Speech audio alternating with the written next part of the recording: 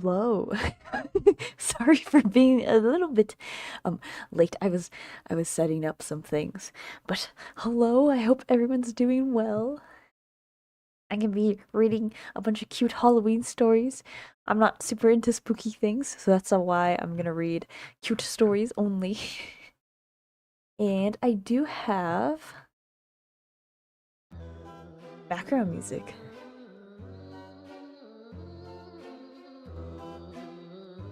Here we go. Hopefully the sound's fine, you can hear it. Yeah? It's not like too quiet, it's not too loud. But yeah, hello everyone. I hope everyone's doing well. But as I said earlier, today I will be playing, I'm not playing what?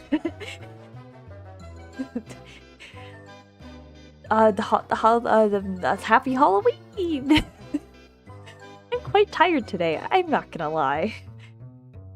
That being said, I hope everyone's doing okay. I will be reading, not playing, reading.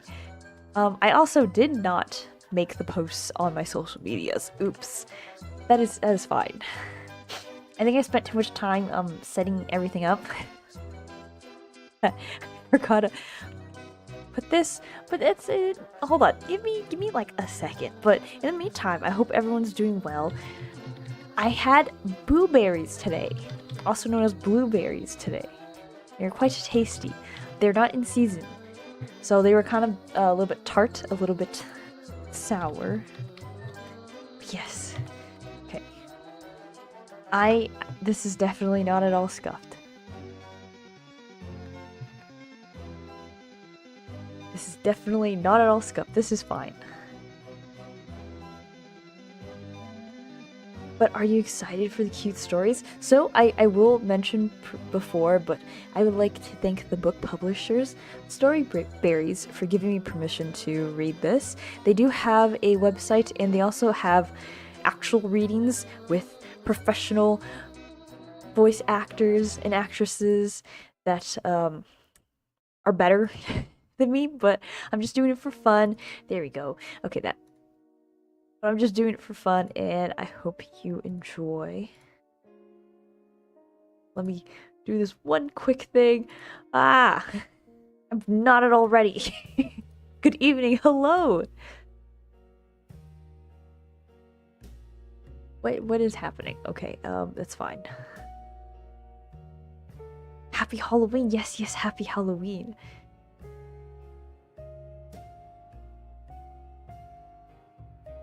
Trick-or-treating.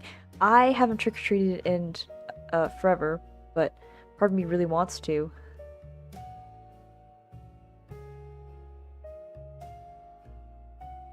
There we go. Okay, there we go. That's fine. That's fine. This is fine. Happy Halloween. Hello. Okay, now excuse me. I'm finally ready to read. But yes. Shout out to Storyberries for, I guess not really shadow, it's more like thank you. Thank you for allowing me to read these. And so the first story I will be reading is called A Candle in the Window. And it is by Andrea Kazmarek. So, Lily, Libby, Scarlett, and George begged to finish trick-or-treating on their own in their street. Lily, the green witch with spiders and a pointy hat. Libby, the vampire with scary teeth and a blood-red cape. Scarlett, the pumpkin, her face bright orange. And George, the white, creepy ghost with a ripped bedsheet. Mom said yes. All the neighbors wanted to see their costumes, and most of them had plenty of treats. Just our neighbors in our street, though. I'll get the hot dogs ready, so don't be too long, Mom called. And the 4 children went off to see what their neighbors had ready for them. The last house was Mrs. Sims, and she had plenty. As they left, George looked along the end of their road. Why not try the old house at the edge of the wood? It's creepy enough for Halloween. Waste of time. Nobody lives there. It's been empty for years, Libby shook her vampire head. Ghostly George didn't give up, But tonight, I can see the light in the front window. Maybe somebody moved in. The 4 children all looked down the road to the big, dark old house just outside the little wood at the end of their road. Lily squinted. Yes, there is a light in the window, she laughed. Okay, George, we'll give the new people a little Halloween welcome to our street. Why did they feel a bit nervous as they opened the old iron gate? The gate creaked, and they almost turned back. Sure enough, there was a light, a candle in a dirty jam jar in the dusty old downstairs window. Just moved in. Maybe the electricity isn't on yet. Scarlet sounded braver than she felt. The 4 trick-or-treaters stood close together at the front door. There was no bell. Hold on, I lost my spot. Where am I? Oh no. Oh wait, there was no bell, just a rusty old knocker covered in spider webs. Lily knocked. The sound was hollow and scary. A face appeared at the window. A thin old lady with straggly white hair. The candle in the jar made her look a little yellow and very old. Happy Halloween, the children mumbled, in voices that were no longer so sure that this was a good idea. But the old lady smiled, a crooked smile, and asked, Who are you? Tell me your names. The children were polite and told their names, wishing the old lady a happy Halloween. All they wanted to do was to run. Apart from the pale yellow candle in the window, all around was pitch black. The trees in the garden looked twisted and strange, and the house even older and more broken down than it seemed from the street. I have something for you. Oh, I have something from you, children. The old lady spoke slowly, and the candle flickered. Lily and Libby were holding their hands tight. Scarlet and George were gripping each other's elbows. I have so many apple trees in my garden, the old lady smiled, but it seemed kind of twisted in the candlelight. Today, I picked up a basket full of the best, freshest apples, her eyes fixed on each one of the children. Her eyes looked right through them. I hope some children might come to visit me. The children nodded. Thank you very much, Libby managed to speak. In front of the door. The old lady lifted a bony finger and pointed out of the window. Yes, thank you. It's very kind of you. Scarlet hardly knew what she was saying. She just wanted to grab the basket and run. We'll bring back the basket, we promise, George added, but the other 3 glared at him. Lily spotted the basket quite near her feet on the stone doorstep where they had just knocked. She hadn't noticed it before. Funny, we didn't see them before, she mumbled as she picked up the basket of apples, and the 4 children turned and ran for the gate. Only George turned around for a moment.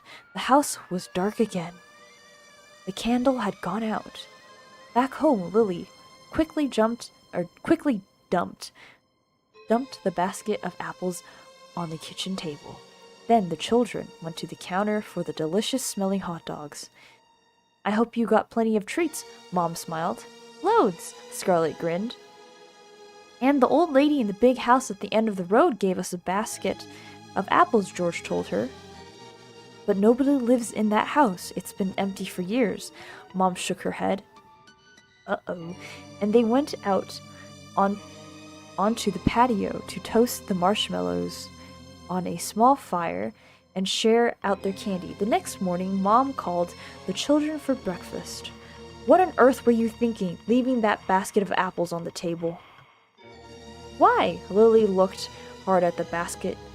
Those apples are rotten.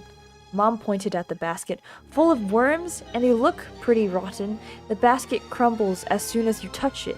It's so old. But it wasn't like that last night, George frowned. The apples looked fresh, red, and green. George stared at the basket. The apples were browning and rotting, moldy with worms and maggots crawling all over, flies buzzing. They stink, Libby held her nose. In the bin, Mon scooped up the basket and threw it away. How did that happen? Scarlet wondered. Last night they seemed okay. George couldn't let it go. I have to find out. You can come if you like. He walked to the end of the road. The others followed behind him. The big sign said, "Keep out, dangerous building." A man with a yellow hard hat leaned over the fence. That sign has been there for weeks. Those walls are dangerous. The stones are unsafe. And what about the old lady who lives there? George asked. Nobody lives here, little boy. The man picked up his electric saw and switched it on with a buzz. We are here to chop down all those old, bent, and broken old apple trees. They are dangerous and rotten too. You won't find any apples in this garden. George sniffed and wondered why he could smell the sweet, fruity smell of fresh apples. And that is the end of the first story. Hello, good evening. I like the witch hat. Thank you, thank you. Yeah, that's the first story. A candle in the window. So a little bit spooky, just a little. The kids went to an old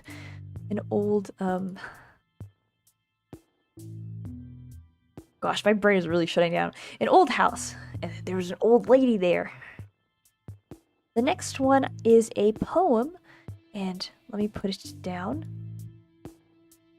Oh, before I end, yeah, that was a Candle in the Window by Andrea Kasmerick. The next story is a poem.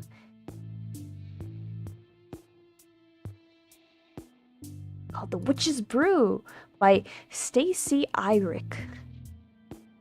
So, although they're like stories, there's also some poems in here too. A nice mix, stories and poems. This one's really short. It's a little short poem. Witch's Brew.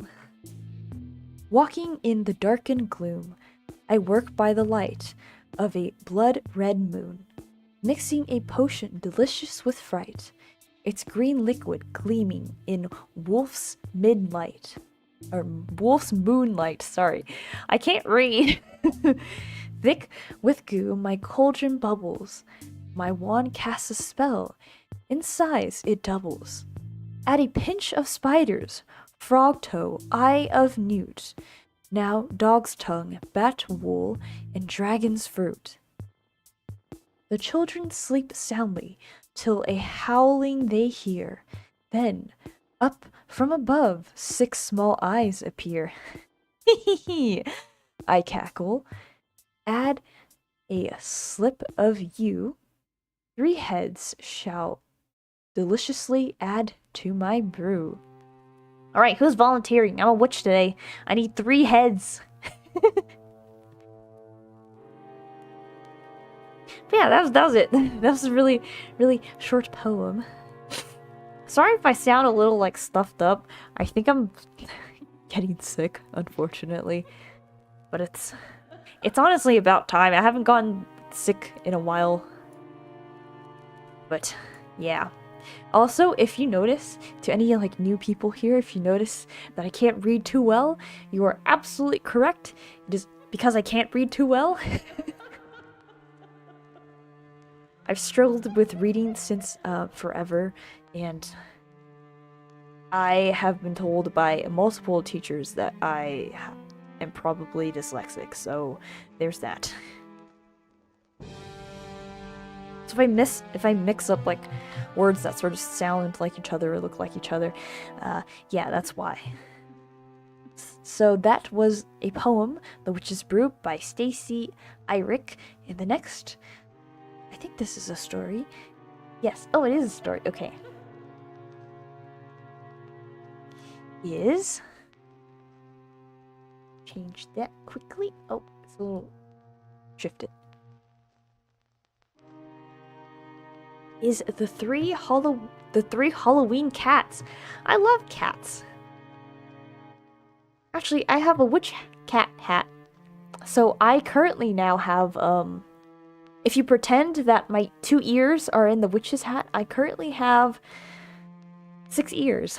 So 2 in the hat, 2 of the bear hats, and I have 2 human ears.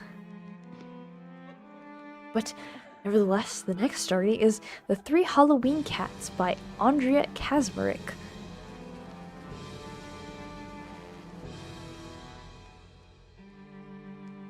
Okay.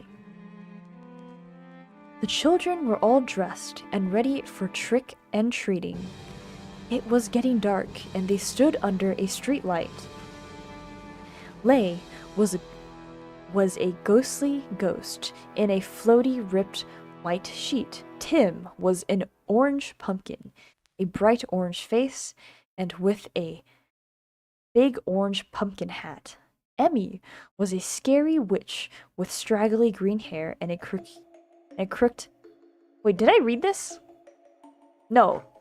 Oh, these just sound the same. The characters sound the same. In terms of what they were wearing. Okay, sorry. Emmy was a scary witch with straggly green hair, a crooked black hat, and a ragged, tattered cloak. Lay smiled her white, ghostly smile. Oh, look! There's a white cat following me.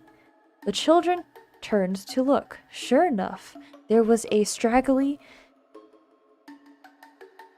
white cat close behind her. Whatever did you come from? Lay bent to stroke the strange white cat, but it backed away. Tim looked behind him. There was a skinny orange cat close behind. Now that's the strangest thing. Are you a Halloween cat too? Tim bent closer to stroke the orange cat, but the orange cat dived away. Okay, no stroking. Where did you come from? But before they could think, Emmy turned around to see an odd, skinny black cat with orange eyes close behind her heels. A black Halloween cat? This is very scary. Where did you come from? Are you my witch's cat? She bent down near the black cat. The black cat blinked her orange eyes and hissed. Oh, so all the cats sort of matched the kids' outfits. So the one that was dressed like a ghost got a white cat, the pumpkin got an orange one, and the witch got a black cat. The children were so interested in those 3 spooky cats that they didn't even notice that they had turned a corner into the street they didn't know. Emmy looked around. Where are we? How do we get into this foggy road? It wasn't foggy just now, was it? Lay looked up at the street sign. Have you heard of Mogue Tree Alley? Where are we? Tim pointed at the cats. They are leading us somewhere. Shall we follow? All 3 children held hands, not really sure if they should follow.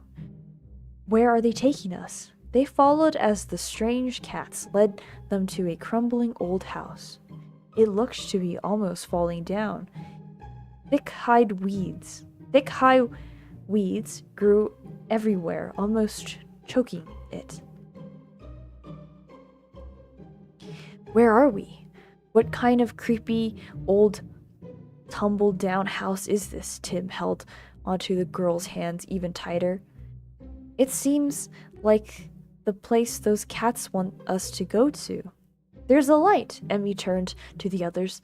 Somebody might live here. They were far too scared to go near, but the cats were heading up the stony pathway to the crumbling old cottage. I wonder who lives here and why the cats want to go near. The children stopped and stared at the light behind the window. They didn't have to wait long.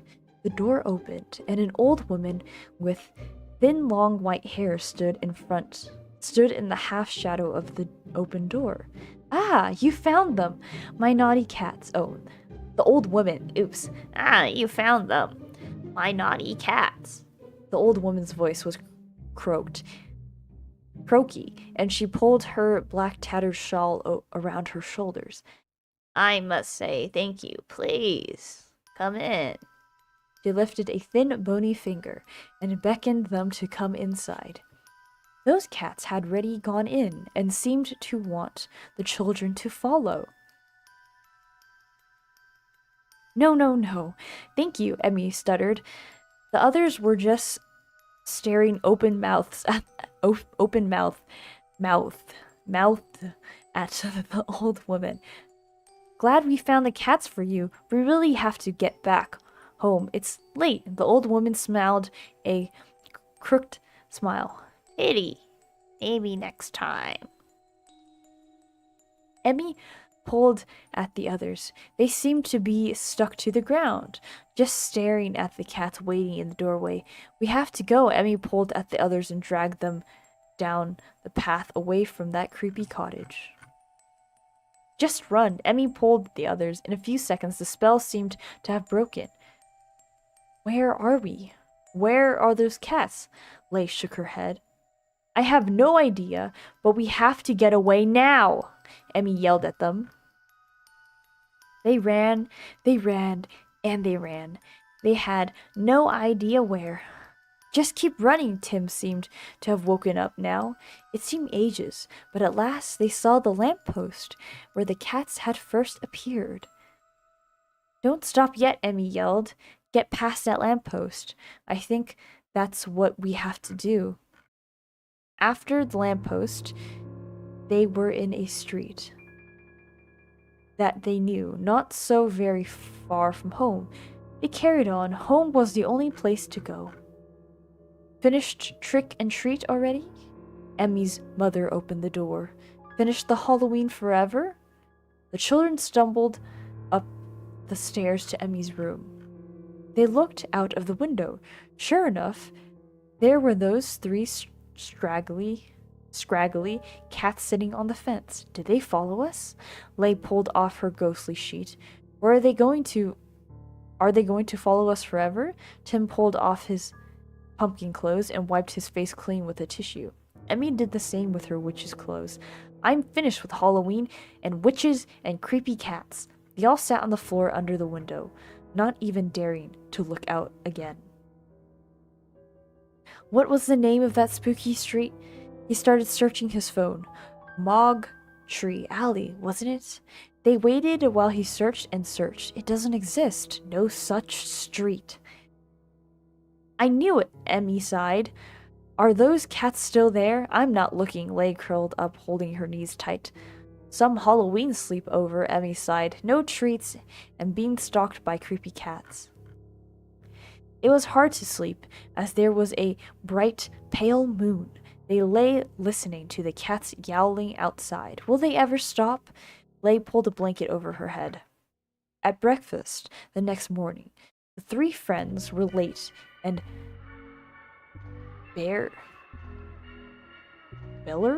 barely-eyed. Emmy's mother puzzled as she poured milk and orange juice into glasses. You three look terrible. Didn't you sleep well? How could we? Emmy mumbled. Those cats were yowling at night outside our window. What cats yowling? Emmy's mother pressed the toaster. There weren't any cats, just a bit of wind and a bright new moon. The children looked at each other and frowned.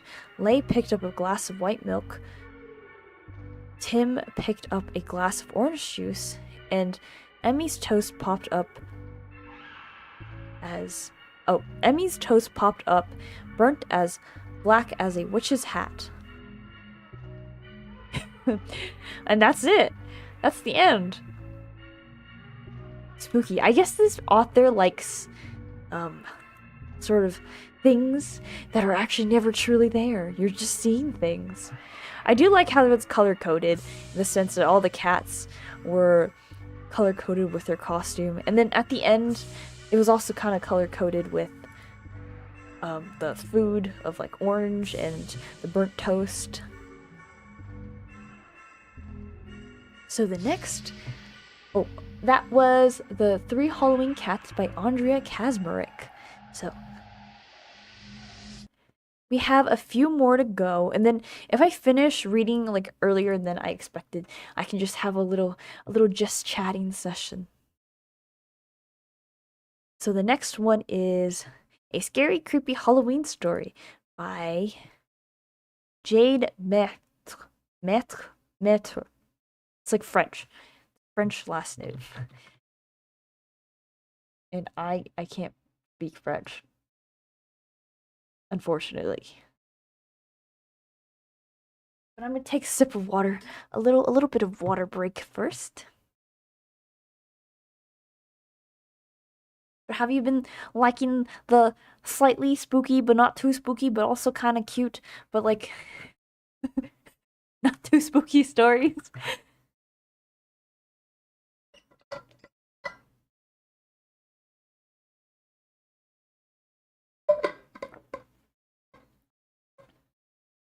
Make sure to drink some water.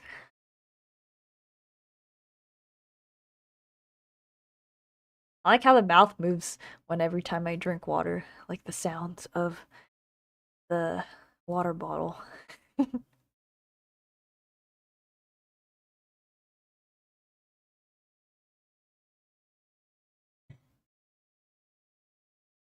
Yes, I enjoyed the nice but not so spooky stories. Yeah. Yeah, that's the way. I'm too scared. I'm too much of a scaredy bear to read actual super scary stories. That's fine. Okay. Excuse me. So, for the next story, we have a scary, creepy Halloween story by Jade Meth. Okay.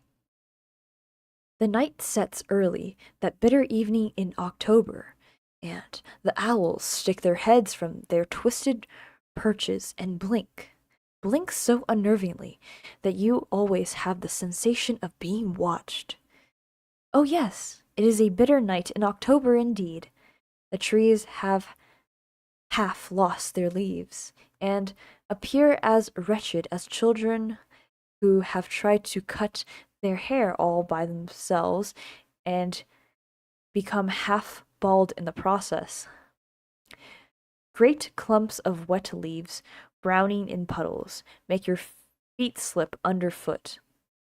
The night spreads slowly across the sky like a stain, a liquid stain of something horrible. There are no people for miles around in this forest, only you walking, your breath hot in your throat because you took your bike earlier in the day and got lost in this forest.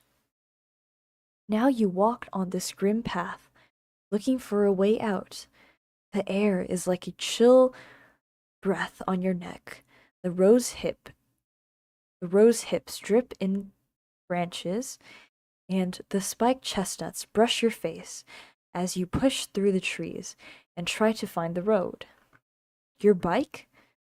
You had to leave it behind hours ago when it became mirrored in the mud. It was impossible to ride or wheel beside you with a thick glug of clay caked all over your wheels. But the worst of all isn't that. It isn't that you are going to get in trouble for leaving your bike. It is that you forgot to tell your parents where you would be. And so, you know that while they are probably worried about where you were, they will have no idea where to come looking for you. And it is getting darker and darker. It is getting colder and colder. Woo! You suddenly hear an unearthly sound rising from the earth. You make a squeak of terror. Your heart beats loudly in your throat. Is it nearby, or is it echo from behind the mountains and great ridges that enclose the valley? Was it a wolf? You hope not. You imagine a beast with tough jaws dripping with a cold froth, large teeth ready to snap you into two. A wolf! Please don't let it be a wolf, you tell yourself. Please don't let it be a wolf. And your feet pound the footpath, and you wrap your jacket more tightly around your body, and you feel your heart beating in your neck, in your belly, like a tiny, hard drum. Suddenly, you realize, with a sinking feeling, that you are not alone in this forest. Above the brittle wind, there is a murmur. Goblins. You know, it is goblins. You've heard stories that there are goblins in this forest. And on this scary dark evening, the voices sound exactly like goblins should sound. They have manic voices. There must be many of them here, you think. Very many of them, somewhere nearby. They are close, but not too close. The voices are murmurs, and you can't make out what they are saying. But you stop walking then, very suddenly, and stand very still. Goblins. You can't bear it. You've read books about goblins. You've heard that they bite off the noses of you. You heard that they bite the noses off little children and can sprint you away as though you never existed. Oh, it's a very bad idea to meet goblins on this path. Then you remember something else. Goblins can smell you. From a mile away, at least. Your eyes dart around the forest. The light is almost gone. But there, in a pool at the bottom of the gnarled old tree, is a patch of mud. Mud, perhaps mud. Will do it, you think. You move slowly, quiet as a hunted animal. Trembling, you crouch and rub the mud on your face and neck. Your hands, too. Anywhere you can see skin showing. The mud is icy and sends shivers down your spines. Sends shivers down your body as you rub it on your goosebumps. But finally it is done. You stand up, muddy, cold as Antarctica.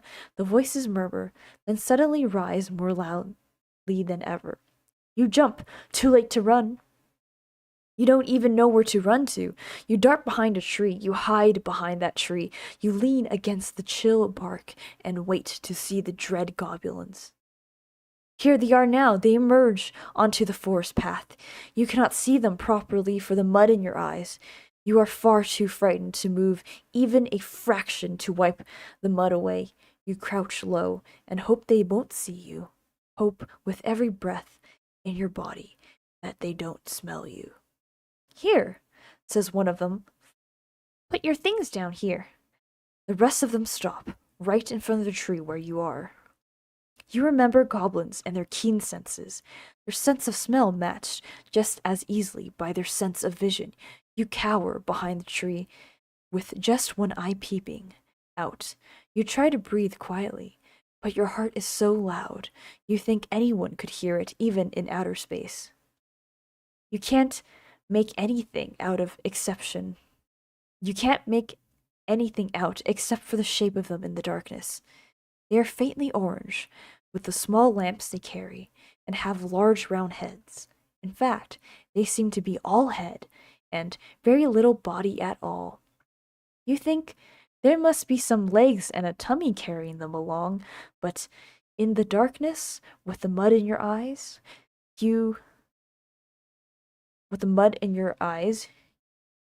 it is difficult to see. It is perhaps better not to see. Slowly you let yourself slide down until you're completely hidden behind the tree. What shall we do with our knives? Put them behind that tree? Your heart stops still. You listen, not darting to look. Footsteps. The sound of knives being thrown in a heap. Thank goodness this is a tree on... It is a tree on the other side of the path. A story, a story. Yes, on this cold night, this frigid night. Give us a story to make our bones dance, says one of the goblins excitedly. Yes, yes, says the first goblin. Gather around, then. There is the sound of more scuffling, and the goblins settle down, right behind your tree. They are so close that you could smell them. They smell of toadstools and truffles, and pears rotting in the grass. You can hear them giggling to each other. You suddenly realize that they are goblin children. This is why none of them have smelt you yet.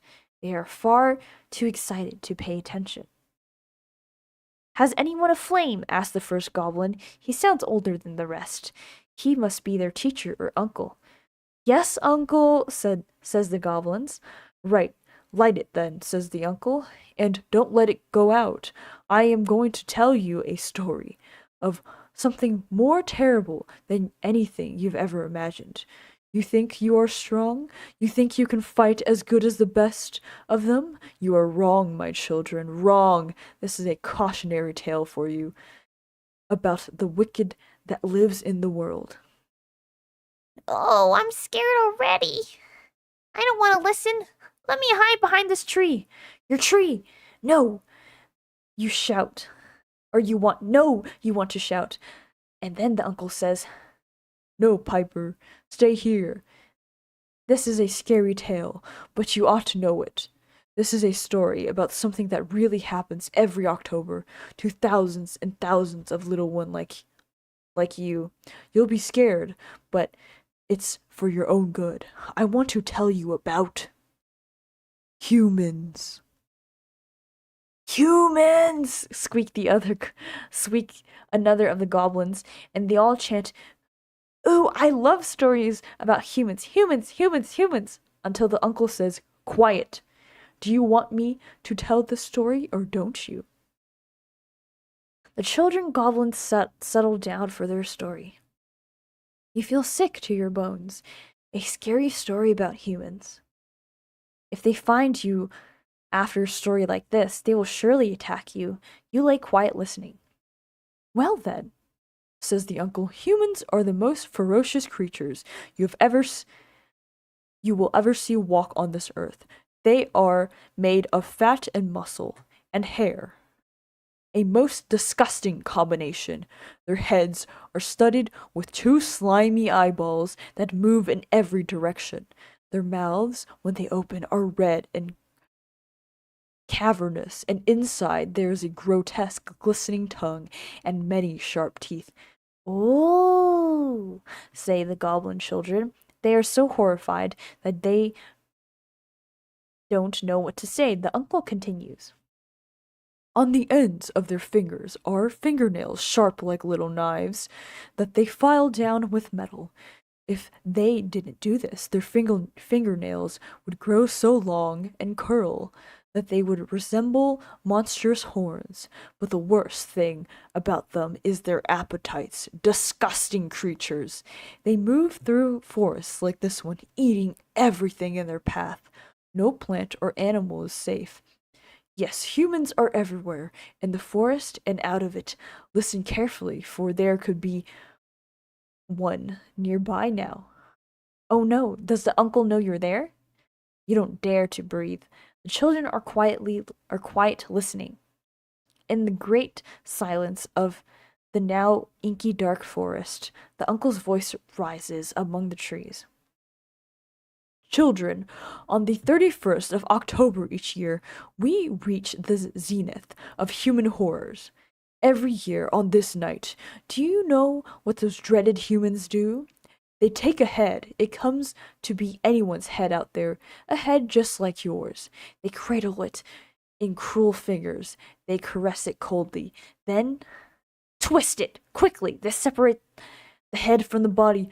Oh, oh, cried the children goblin. I'm going to be sick, says one in a plaintive voice. I'm telling you for your own good, replies the uncle. But we have not to go to the worst of it yet. Here they stand, with a once warm head throbbing behind their fingers. Your head, Fraggin Slop, or your head, little Pain Wick. And they take a great big knife. One of the goblins start to scream, and then they all scream together. The screams of goblin children ring out through the forest. There is a great noise of wailing, crying, screaming, and scrabbling. It is ferocious and terrible. And they cut the insides of the head out, says the uncle over the noise. And they leave holes for the eyes and mouth. And inside it they put a burning flame, a candle, and put the head on a stick outside their front door. There. Now you know the horror. of humans on the 31st of October. The screaming continues. You hear a great noise as the goblin children stand up and start bashing around the forest floor, looking for their knives in darkness, wailing for their mothers. In the hubdub, there is suddenly a crashing sound, and one of the goblins spins around the tree you're hiding behind. In a weak flame of his torch, he sees you, you see him, you look at each other. And then the child cries, "Ah!" and screeching madly, turns and runs through the foliage, through the darkness. The other children follow him, crashing, screaming, and shouting. They disappear into the darkness. You listen to the sounds of them fading away. You stay slumped on the ground against a tree, relieved to have survived such a horrific experience. You are no longer scared. You saw in the torchlight what creatures were. They were not goblins at all. They were little talking pumpkins. And on this night, the night of the 31st of October, they were much, much more scared than you. Oh, so they were talking pumpkins? Dang, I honestly I didn't expect that. That's a plot twist I didn't expect. But yeah, and hello to everyone who joined. Sorry I couldn't say hello during the story. The story is pretty long too, for compared to the previous ones at least. But hello, I hope you're having a wonderful, wonderful Halloween. Oh, let's see who. I'm just curious. Who do you like Halloween candy? So some of you said yes. A lot of you chocolate and blueberry candy. Well, blueberry candy is the best. But yes, I hope everyone who just joined is doing well, and thank you for the lurk. So that is a scary, creepy Halloween story by Jade Meth.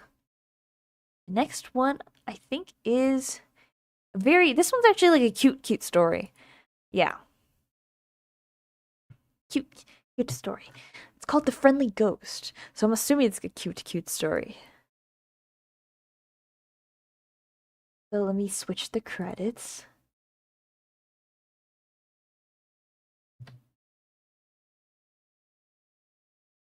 The Friendly Ghost by Parthana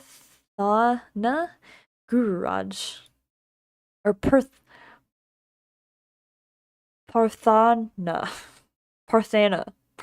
Gururaj? I'm definitely pronouncing that wrong. I'm so sorry. I hope you're not seeing this. But yes, the next one is actually a cute story, or at least from the looks of it. Because I actually never read it before. First time reading. Okay. The Friendly Ghost. The wee ghost in the attic was getting problematic. He screeched below and roared. He felt terribly ignored. "Come now," said Miss Catty. "Put on that silly hattie. Step out of your cold attic. The evening is fantastic." It's a poem, but wee ghost was a flutter that no one liked him at all. He didn't have a favorite friend to meet to play or call. But Catty took him to the farm where the giant pumpkin grow. And who did this? We scared ghosts meet. A happy wee scarecrow.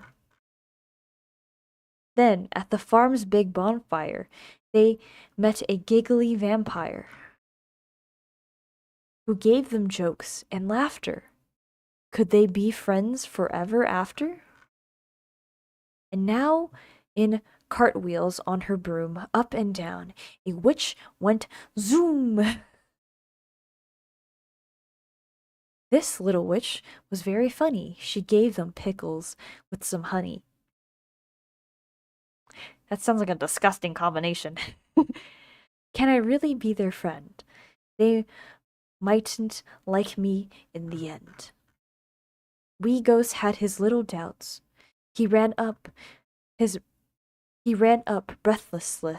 breathless to his house. He ran up breathless to his house. Caddy found him all alone. "We ghost," she said. "Don't fret on your own.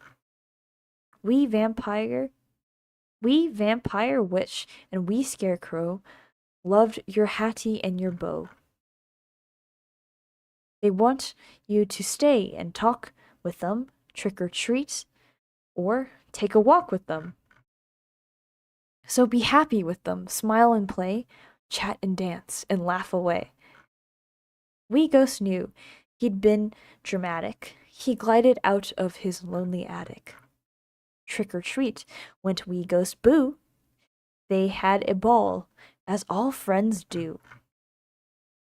Their laughter carried them till the weekend. The fun of friendship never ends. The end. But this story ends.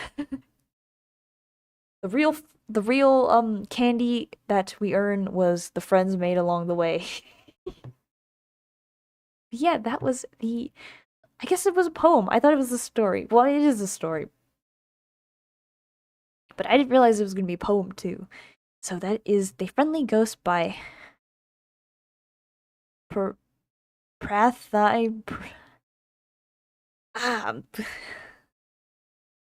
Parthana Gururaj. There we go.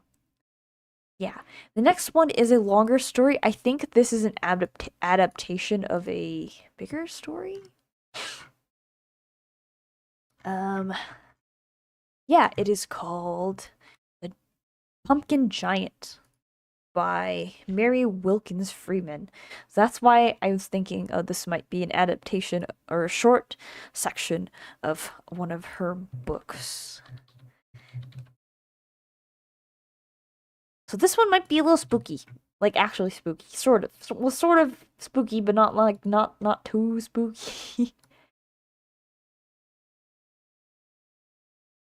But yeah. Okay. The Pumpkin Giant.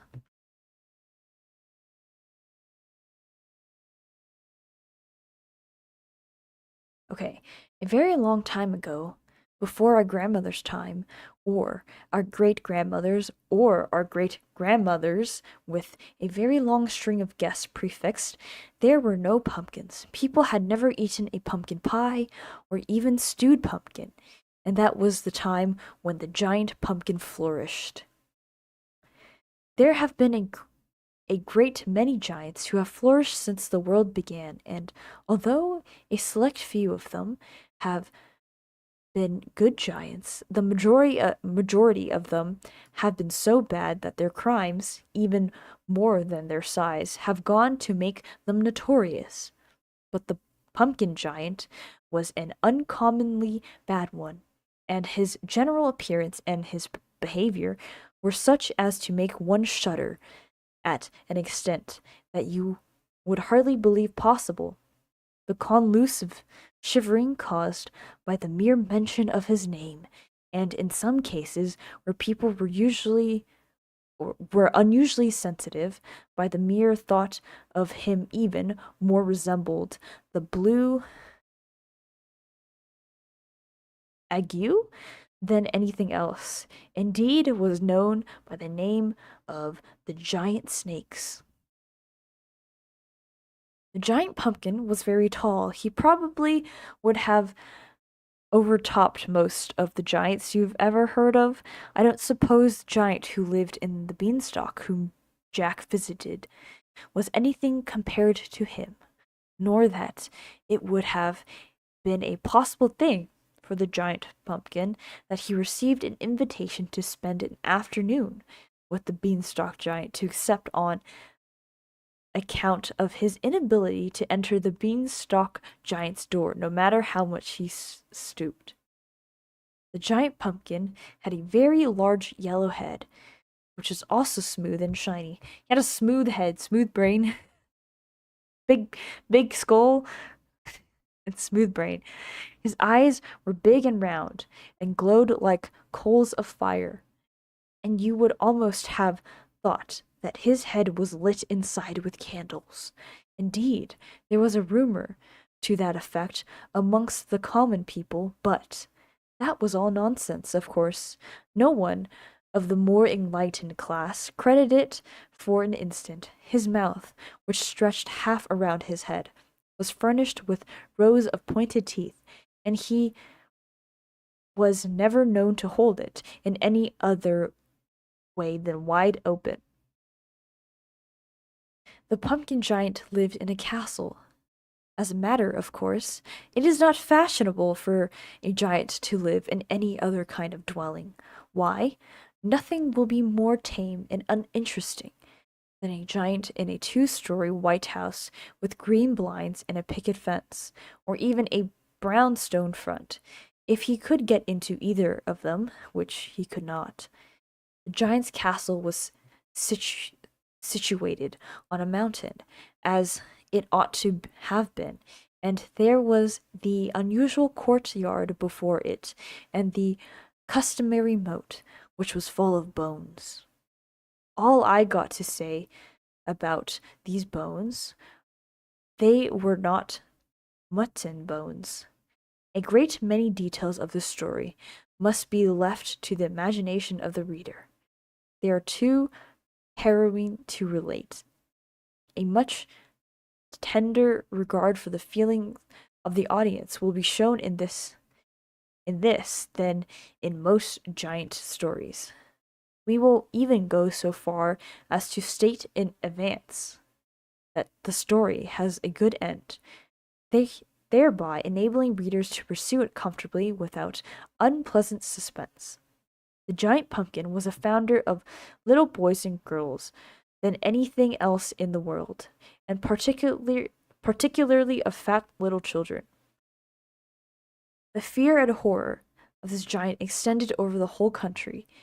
Even the king on his throne was so severely affected with the giant snakes, that he had been obligated to have the throne propped, for fear it would topple over in some unusual violent fit. There was good reason why the king shook. His only daughter, the Princess Ariane, Diana? Dinah? Okay, I can't read. Ariadne? Diana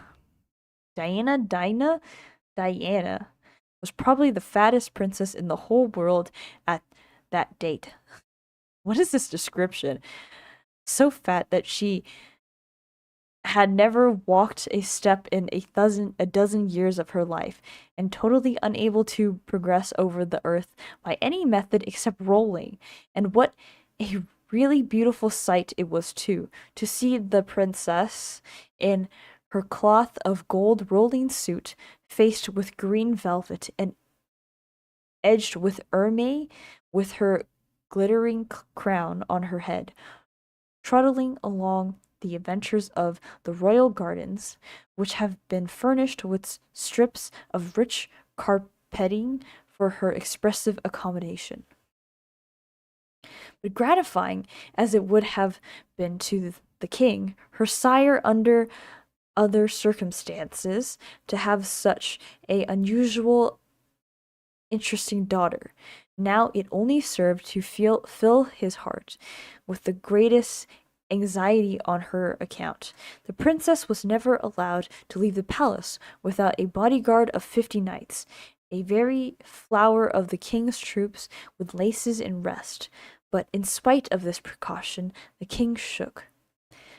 Meanwhile, amongst the ordinary people who could not procure an escort of 50 armed knights for the plump among their children, the ravages of the giant pumpkin were frightful. It was apprehended at one time that there would be a few fat girls and boys left in the kingdom, and what made matters worse at that time, the giant commenced taking a tonic to increase his appetite. Finally, the king, in desperation, issued a proclamation that he would knight anyone, be he noble or common, who could cut off the head of the pumpkin giant. This was the king's usual method of rewarding any noble deed in his kingdom. It was a cheap method, and besides, everybody liked to be a knight. When the king issued his proclamation, every man in the kingdom who was not already a knight straightway tried to contrive ways and means to kill the pumpkin giant. But there was one obstacle which seemed insurmountable. They were afraid, and all of them had the giant snakes so badly that they could not possibly have held a knife steady enough to cut off the giant's head, even though they dared to go near for that purpose. There was one man who lived not far from the terrible giant's castle, a poor man, his only worldly wealth consisting in a large potato field and a cottage in front of it. But he had a boy of 12, an only son, who rivaled the princess Ardane Diana in point of fatness. He was unable to have a bodyguard for his son, so the amount of terror which the inhabitants of that humble cottage suffered day and night was heart-rending. The poor mother had been unable to leave her bed for 2 years on account of the giant's snakes. Her husband barely got a living from the potato field. Half the time he and his wife had hardly enough to eat, as it naturally took the larger part of the potatoes to satisfy the little boy, or the fat little boy and their son, and their situation was truly pitiable. The fat boy's name was Aidenus?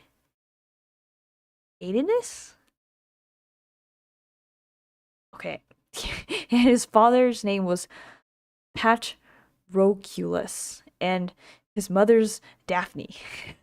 His family has such unusual names, and his mom is just Daphne. It was all the fashion in these days to have classical names, and as that was a fashion as easily adopted by the poor as the rich, everyone had them. They were like Jim and Tommy and May in these days. Why, the princess's name, Ardine Diana, was nothing more or less than Anne Eliza with us. One night, morning, Patroclus and Aeneas, the father and the son, were out in the field digging potatoes for new potatoes were just in the market.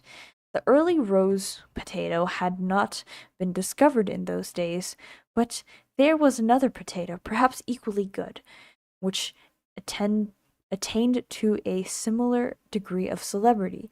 It was called the young plantagenet.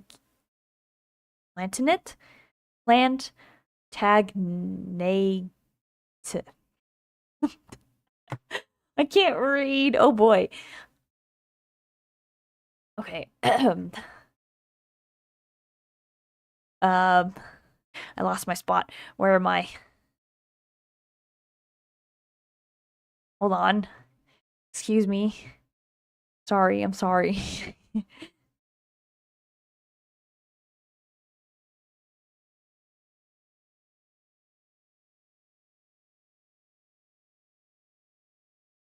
Oh no, I can't find it.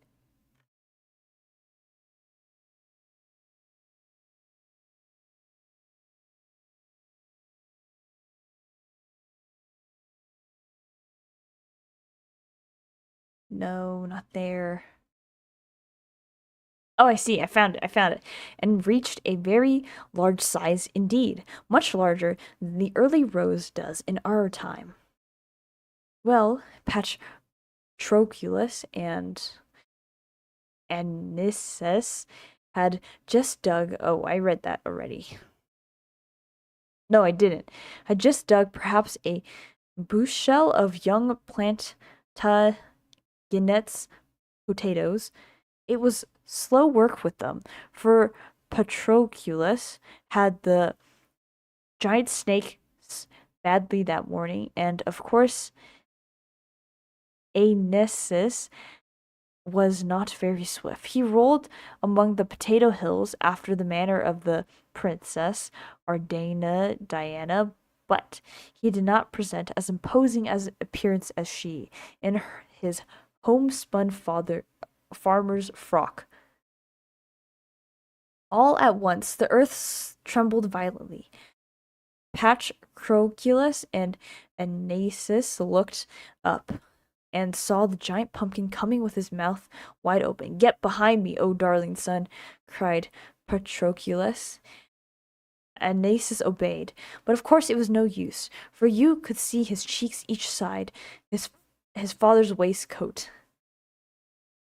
Okay, Patroclus was not an ordinarily a brave man, but he was brave in an emergency, as this was the only time when there was a slightest need of bravery.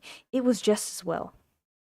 The pumpkin giant strode along faster and faster, opening his mouth wider and wider until they could fairly hear it crack at the corners. When Patroclus picked up an enormous young plantainagate and threw it plump into the pumpkin's giant mouth, the giant choked and gasped, and finally turned down and died. Well, that's certainly a way to go out. Someone throws a potato, and then you die. Patroclus and Anasis, while the giant was choking, had to run to the house and lock themselves in. Then they looked out of the window. When they saw the giant tumble down and lie quiet still, they knew he must be dead. Then Daphne was immediately cured of the giant's shakes. Oh, have I been saying snakes, or is it Oh, it's giant shakes. I can't read. Oh my gosh. It's giant shakes, not giant snakes. Okay, every time I said snakes, it's shake. Like shaking, you know? Like shaking, because my brain cells are not shaking properly. Was immediately cured of the giant shakes and got out of bed for the first time in 2 years. Patroclus sharpened the carving knife on the kitchen stone and went out into the potato field. They cautiously approached the prostrate giant, for fear he might be shamming, and suddenly sprang up at them and Anasis, but no, he did not move at all. He was quite dead, and all taking turns, they hacked off his head with the carving knife. Then Anasis had it to play with, which was quite appropriate, and a good instance of the sarcasm of destiny. The king was notified of the death of the pumpkin giant, and was greatly rejoiced. Thereby his giant shakes ceased.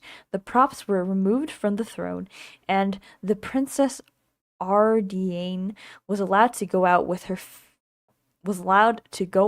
without her bodyguards of 50 knights, much to her delight, for she found them a great hindrance to the enjoyment of her daily outings.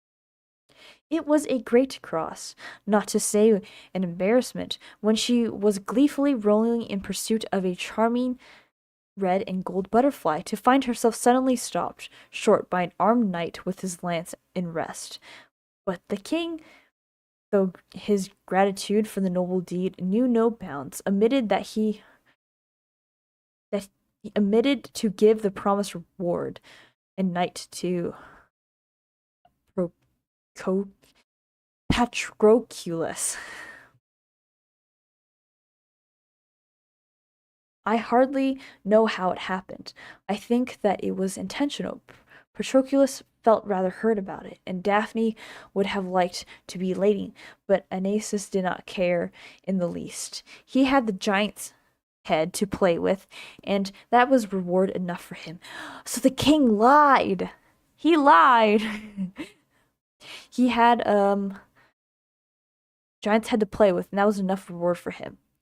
There was not a boy in the neighborhood that envied him his possession of such a unique plaything, and when they would stand looking over the wall of the potato field with longing eyes, and he was flying over the ground with the head, his happiness knew no bounds, and Anasis played so much with the giant's head that finally, late in the fall, it got broken and scattered all over the field. Next spring, All over Proculus's potato field grew running vines, and in the fall, giants' heads. They were all over the field, hundreds of them. Then they were consternated indeed. The natural conclusion to be arrived at when the people saw the yellow giant's head making their appearance above the ground was that the rest of the giants were coming. There was one pumpkin giant before, now there will be a whole army of them. If it was dreadful, then what will it be in the future? If one giant gave us the shakes so badly, what will the whole army of them do? But when some time had elapsed, and nothing more than giants appeared above the surface of the potato field, and as moreover the heads had not yet displayed any sign of opening their mouths, the people began to feel a little easier. The general excitement subsided somewhat, although the king had ordered out Ardine, Diana's bodyguard, again. Now Anaeus had been born, with prosperity for putting everything into his mouth and tasting it. There was scarcely anything in his vicinity which could by any possibility be taste, which he had not eaten a bit of it. This prosperity was so alarming to his babyhood that Daphne purchased a book of anecdotes, and if it had not been for her admirable good judgment in doing so, this story would probably never have been told, for no human baby could possibly have survived the heterogeneous diet which Anaeus had indulged. There was scarcely one of the anecdotes which had not been resorted to from time to time. Anaeus had become acquainted with the peculiar flavor of almost everything in his immediate vicinity, except the giant's head, and he naturally enough cast longing eyes at them. Night and day he wondered what a giant's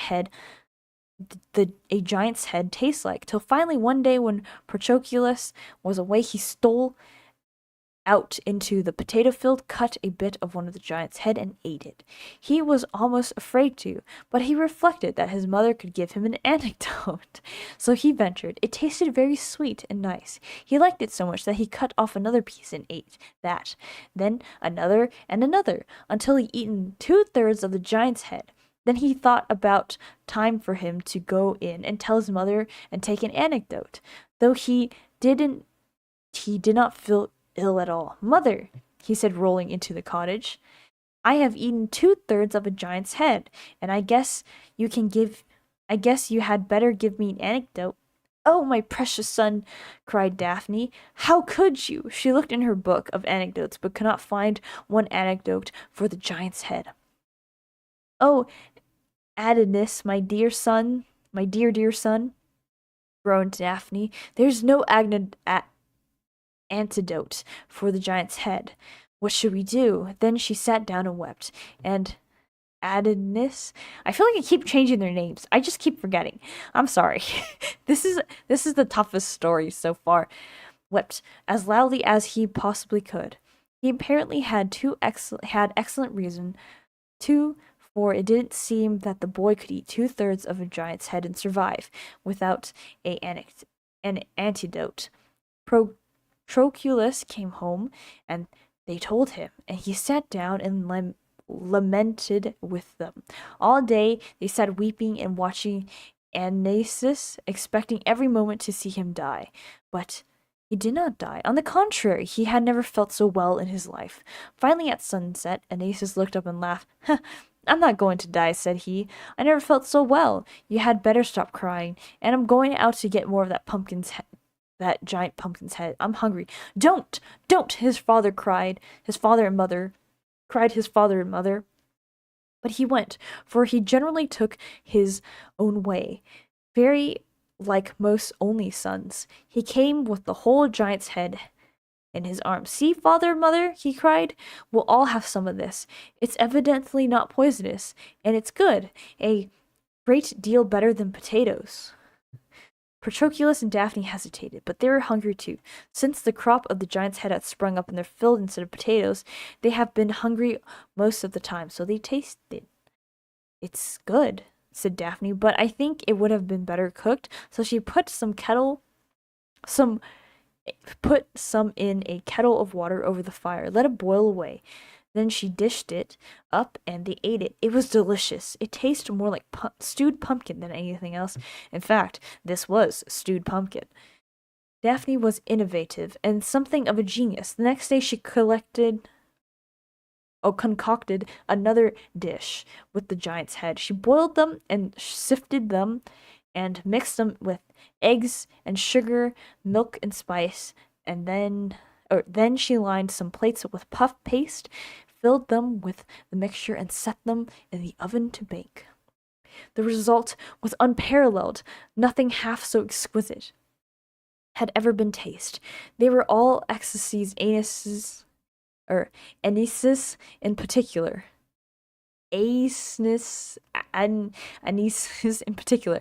They gathered all the giant's head and stored them in the cellar. Daphne baked pies of them every day, and nothing could surpass the felicity of the whole family.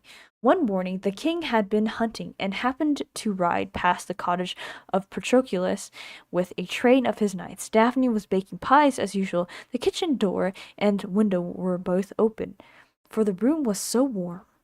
So the delicious odor of the pies perfumed the whole air about the cottage. What is this smell so? What is it smells so utterly lovely? Exclaimed the king, sniffing in a rapture. He sent his page in to see. The housewife is baking giant head pies, said the page, returning. What? Thundered the king. Bring out one to me. So the page brought out a pie to him, and after all his knights have tasted to be sure it was not poison, the king had watched them sharply for a few moments to be sure they were not killed. He tasted too. Then he beamed. It was a new sensation. A new sensation is a great boon to the king. I never tasted anything so altogether superfine, so utterly magnificent in my life, cried the king. Stewed peacock's tongue from the Baltic are not to be compared with it. Call out to the housewife immediately. So Daphne came out trembling, and Patroclus and Anisus also.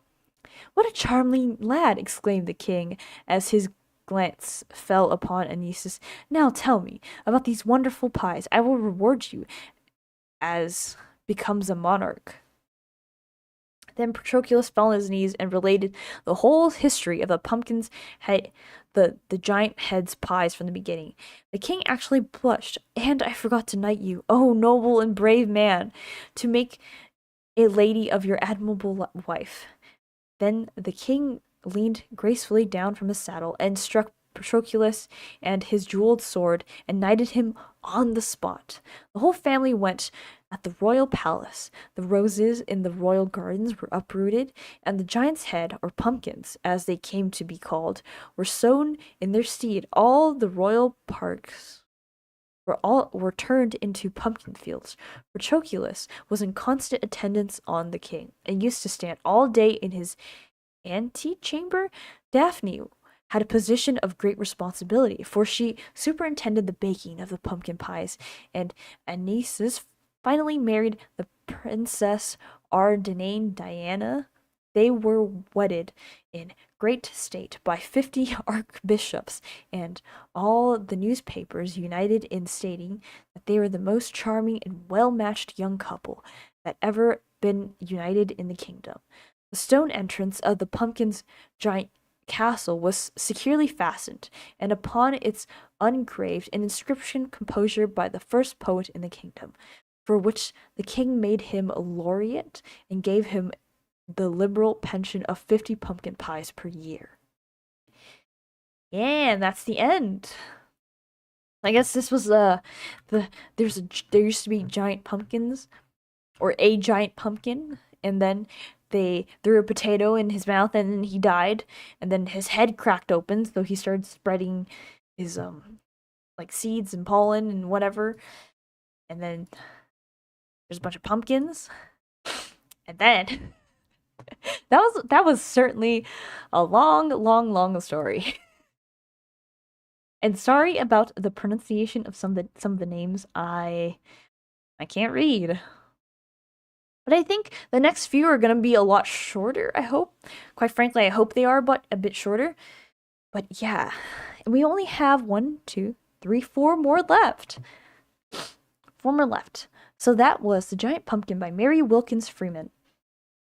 And the next tale is called A Teeny Tiny Halloween Tale. Okay, so I hope that one is short. It is originally by Joseph Jacobs, and it was adapted by Jade Maitre.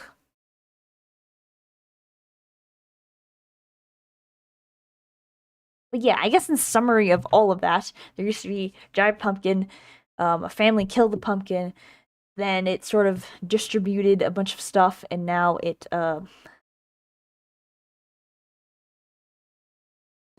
they can eat the pumpkin, and that family has a happy ending. And I guess the king, originally when they said like the king didn't knight the Patroclus, I was very disappointed in the king, but I guess the king forgot, or maybe he forgot, if you know what I'm saying, quote unquote, forgot. Okay, Teeny Tiny Halloween Tale by Joseph Jacobs, adapted by Jade Maitre.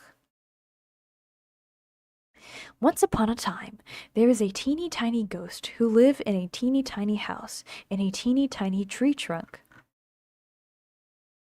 Now, one day this teeny tiny ghost put on her teeny tiny witch's hat and went out of her teeny tiny house to take a teeny tiny walk.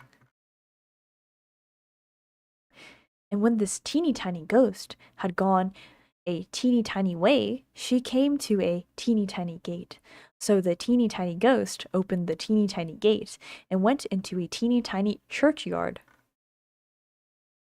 And when this teeny tiny ghost had got into the teeny tiny churchyard, she saw a teeny tiny bone on a teeny tiny grave, and the teeny tiny ghost said to her teeny tiny self, "This teeny tiny bone will make me some teeny tiny soup for my teeny tiny supper." So the teeny tiny ghost put the teeny tiny bone into her teeny tiny pocket and went home to her teeny tiny house. Now, when the teeny tiny ghost got home to her teeny tiny house, she was a teeny tiny bit tired, so she went up her teeny tiny stairs to get to her teeny tiny bed and put the teeny tiny bone into a teeny tiny cupboard. And when this teeny tiny ghost had been to sleep a teeny tiny time, she was awakened by a teeny tiny voice from the teeny tiny cupboard that said, "Give me my bone." This teeny tiny ghost was a teeny tiny bit frightened, so she hid her teeny tiny head under the teeny tiny clothes and went to sleep again. And when she had been to sleep again a teeny tiny time, the teeny tiny voice again cried out from the teeny tiny cupboard a teeny tiny bit louder, "Give me my bone." This made the teeny tiny ghost a teeny tiny more afraid, so she hid her teeny tiny head in a teeny tiny further under the teeny tiny clothes. And when the teeny tiny ghost had been to sleep again a teeny tiny time, the teeny tiny voice from the teeny tiny cupboard said a teeny tiny louder, "Give me my bone." This teeny tiny ghost was a teeny tiny bit more afraid, but she put her teeny tiny head out of the teeny tiny clothes and said in her loudest teeny tiny voice, "Take it!" And that's it. All you have to do is just say, "You want your bone? Take it back then." Boy, that was a bit of a tongue twister. How many times did I say teeny tiny? Way too much. But yes, that was indeed a teeny tiny Halloween tale by Joseph Jacobs and adapted by Jade Maitre. Only 3 more left. Okay, this one is called, it's a little story. Okay. Story's a little bit longer. We'll see. It says 10 minutes, but I have a feeling it's going to take more than 10 minutes. And then I think the last two are actually poems. So, the next one is called Halloween Around the World by Tea Fairies. So, I'm gonna put this one there. Yeah.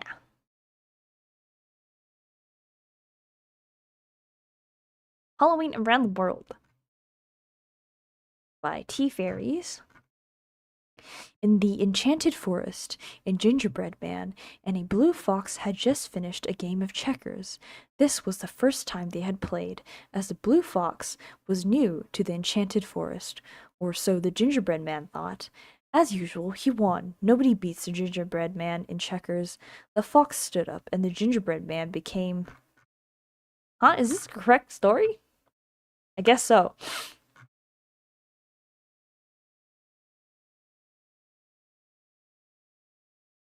Yeah. Okay, excuse me, sorry. The fox stood up, and the gingerbread man became a bit scared. Would this fox try and eat him like another fox had tried? The fox said, "Very good game, sir, but you became one big mistake, and you became one big mistake. I do not like to lose." The gingerbread man thought it was best to disappear, so he began to run, saying, "Run, run!" But before he could finish the second run, poof! The fox then changed into the dark fairy. She waved her wand. Once again, poof! The gingerbread man was gone. The green fairy had just arrived. She yelled, "You evil witch! Where have you sent him?" The dark fairy laughed and replied, "If he's not here, he's there. Everyone must be somewhere. You will find him there, but he will be hard to be seen because today there is Halloween." She laughed wickedly, and poof was gone. The green fairy thought, "Oh, what a riddle. Let me think. If he's not here, he must be somewhere else, and it must be Halloween there. Ah, I know where that is." And poof, she disappeared. Where do you think she has gone? Those who live in the enchanted forest regularly visit the human world. They can visit any time, but Halloween is their favorite day to go. To get there, they go through a passage in Fairy Mountain. The fairy magic that covers them acts like a guide for fairies to find them if needed. They can return to the enchanted forest by saying "time to go home," and the fairy magic brings them back. But these magic words only work if they entered the human world by passing through Fairy Mountain. The gingerbread man had not passed through, and he was stuck in the human world until a fairy saved him. And since he did not pass through the Fairy Mountain, the fairies had no way to know where he might be. The green fairy began her search in Australia, where it was later in the day due to how time works in the human world. In the enchanted forest, there is no time. Children dressed in dress-up costumes were knocking on the door saying "trick or treat." Then they would get some kind of treat, often lollies. They only went to houses with Halloween decorations on the door or mailbox, because those houses are the ones that give treats. Jack-o'-lanterns were everywhere. The weather was already warm, not cold, like in the northern part of the human world. When people lived in tall apartment buildings, they sent lollies down to the children using a bucket on a rope. The green fairy saw a little Red Riding Hood in Sydney, going into a bakery with the wolf close behind. What would she be getting in there, and what would the wolf want?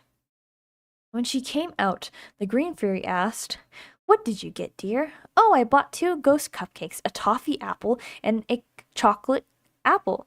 Granny loves the ghost cupcakes, so we will share them over tea. Then we'll have the apples. Granny's favorite is the toffee apple, and I love chocolate apples." The green fairy asked, "Have you seen the gingerbread man?"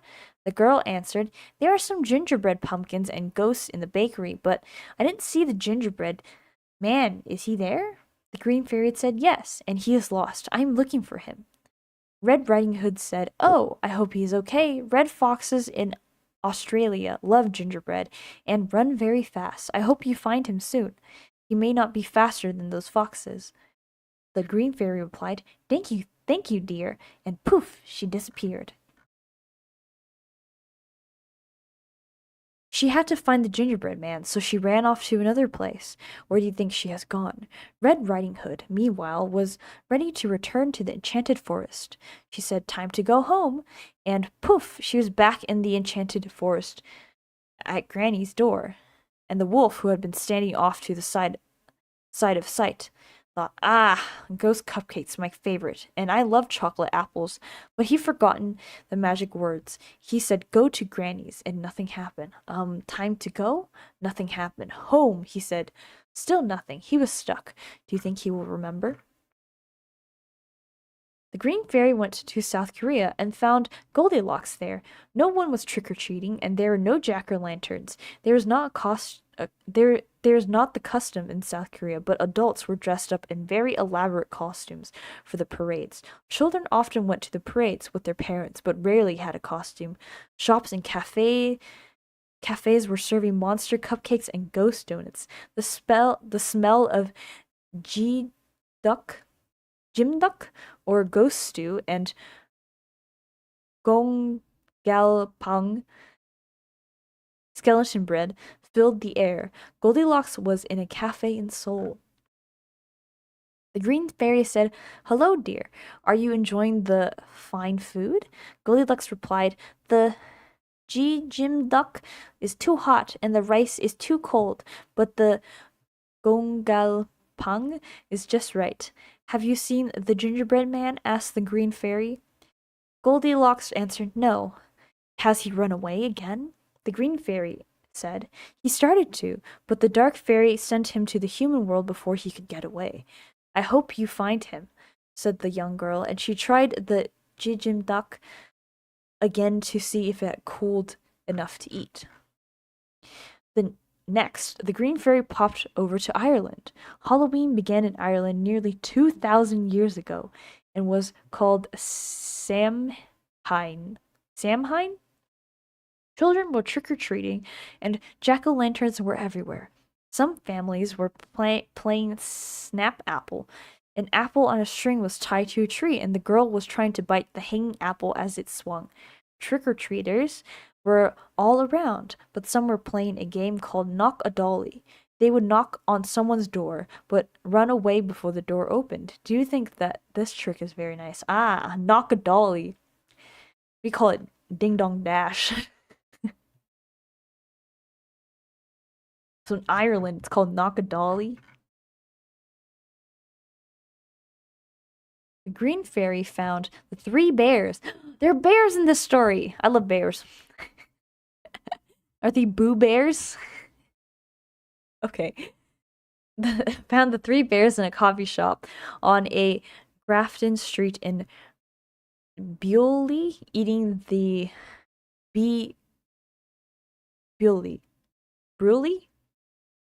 Eating the Halloween specialty, Barbenbarek, a fruit cake filled with raisins and surprises. A treat is baked inside the cake as a type of fortune-telling game. You think people would notice 3 bears in a cafe, but it is Halloween, so no one did. Baby Bear found a piece of straw in his slice of barmback and spat it out. Mother said, "Oh, that is good luck. It means you're going to have a good year." Baby Bear just kept eating his barmbrock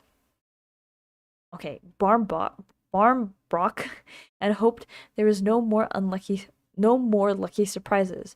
The Green Fairy asked the bear if he had seen the gingerbread man. Mother replied, "No, sorry, did he run away again? It seems this happens every day."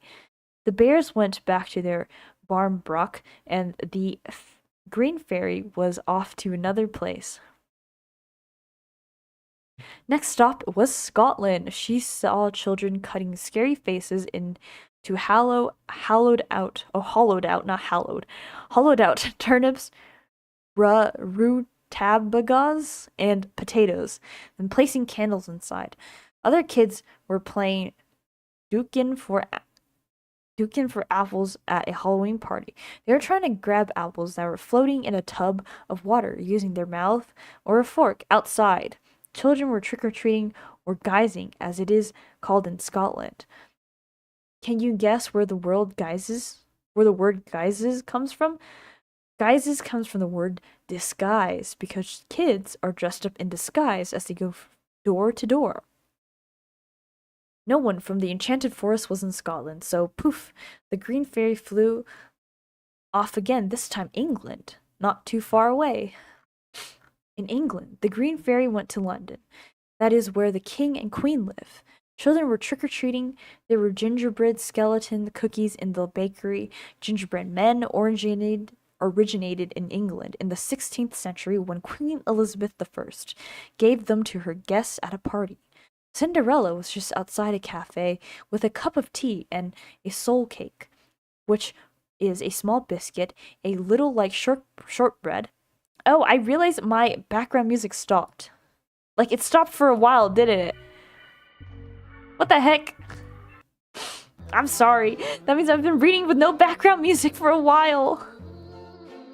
I was like, why does it sound so quiet? And I realized... Okay, sorry. Sorry, everyone. Like shortbread, she was dressed in her ball gown and wearing her glass slippers. She asked, "Can you turn this jack-o'-lantern into a coach and find some mice and lizards for horses and footmen?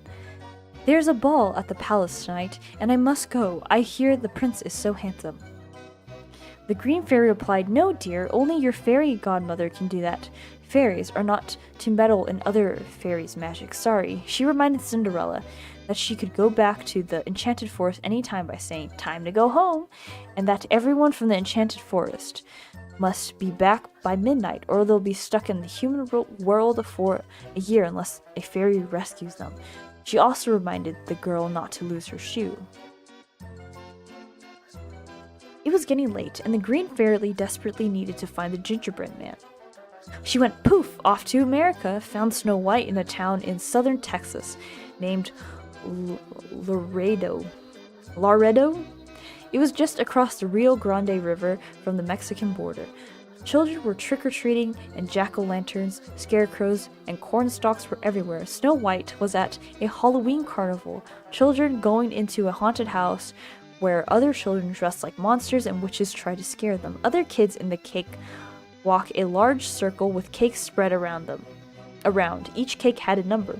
Music is played and players march around the circle. When the music stops, if they are lucky, and the number they were standing is called, they get to pick a cake to take home. Oh, I know what a cakewalk is. I just realized I'm in cakewalk. What is this? I see. It's basically musical chairs, but with cake. Snow White in Texas. Yeah, that's weird. I don't know why Snow White in Texas, but interesting. Certainly a very interesting choice of princess. In another booth at the carnival, kids were bobbing for apples, trying to grab an apple with their teeth from a big basin filled with water. Snow White had won a singing contest. As you know, she loves to sing. Her prize was a basket full of Halloween treats that she would share with the dwarves. It was given to her by a woman dressed as a witch. There was candy corn, caramel apples, pumpkin bread, and one candy apple with a skull design on it. The green fairy reminded her of what happened the last time she ate an apple given to her by a witch, and then asked, "Have you seen the gingerbread man, dear?" "Oh yes, that naughty cookie man. He was running away as usual." Children dressed in scary costumes were chasing him all around. He was laughing and singing, "Run, run." Oh, I forgot the rest. He ran north, or maybe was it south, towards that big river? He was just here a minute ago. Sorry you missed him. By now, the gingerbread man had reached the river, with the children close behind. The fox had just woken up. Foxes, as you may know, are nocturnal, meaning they sleep in the day and hunt at night. The fox thought, "Oh, what a lovely treat, running directly towards me on this Halloween night." She yelled, "Hop on my back and I'll help you escape across the river." The gingerbread man did, and across the river they went. The gingerbread man said, "Oh, thank you, Miss Fox. Those children want to take a bite out of me." The sly fox thought, "Don't we all?" and said, "Come closer so I can hear you better." Ooh.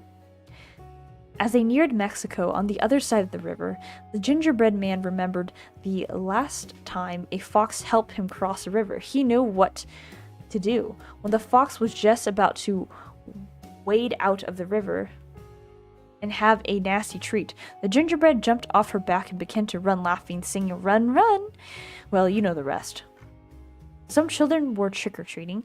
They were knocking on doors saying, Mi de mi calavertia? Can you give me my little skull? Calavertia is a small skull made of sugar or chocolate.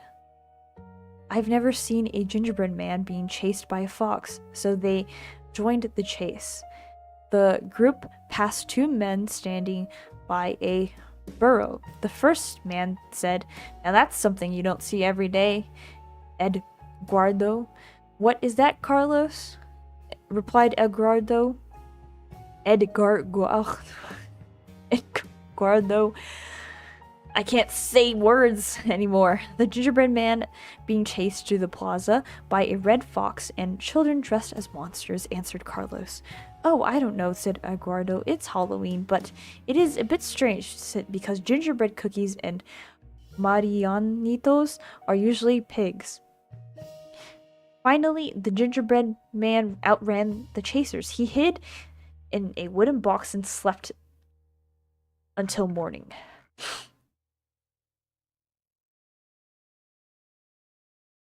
Being honest, I prefer pumpkin pie. Oh. Over the chocolate skulls? He awakened in a noisy parade with lots of music. When he looked out of the box, he saw hundreds of skeletons marching towards him and thought they were chasing him. He began to run, but was too scared to say anything. It was the Day of the Dead in Mexico, Dia de los Muertos. November 1st is the day Mexicans celebrate and remember their family members who have died. He ran by a house and could see people eating pan de muerto, a sweet bread with bone-shaped dough on top. Wait, it's supposed to be bone-shaped dough? I never knew it was bone-shaped dough, because I've eaten them before. They were also drinking hot chocolate.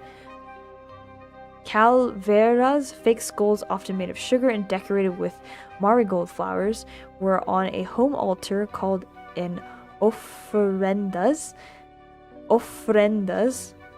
with favorite foods and beverages of the departed. As he ran by a cemetery, he saw people visiting the graves of family members who had passed and leaving gifts for them.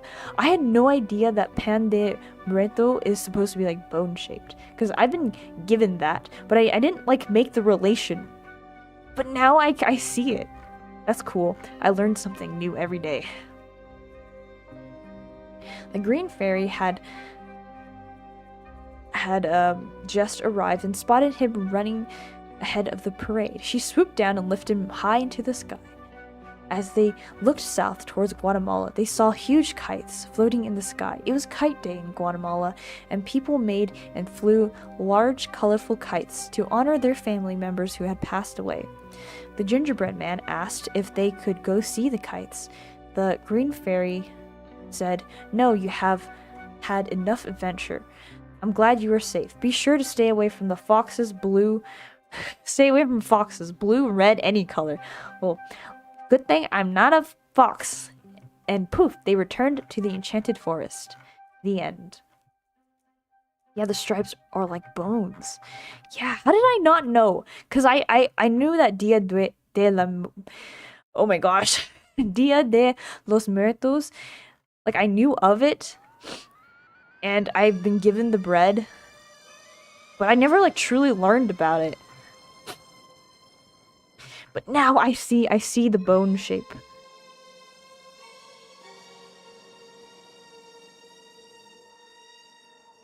Okay, so that was Around the World by T Fairies.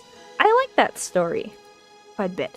I like learning about what other places, other countries do, or other cultures as well. I like how Snow White was in Texas for some reason. That made me laugh. Cakewalk, that brought back memories. Dia de Muertos is my favorite day. So is it Dia de Muertos or is Dia de los Muertos?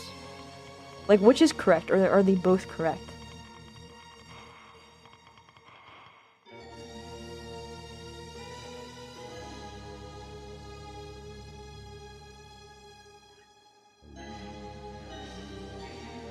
This year, I'm not looking toward the family reunion. Oh, family reunions are always, tough. Yeah. Good luck. I hope everything goes well. You can get through it.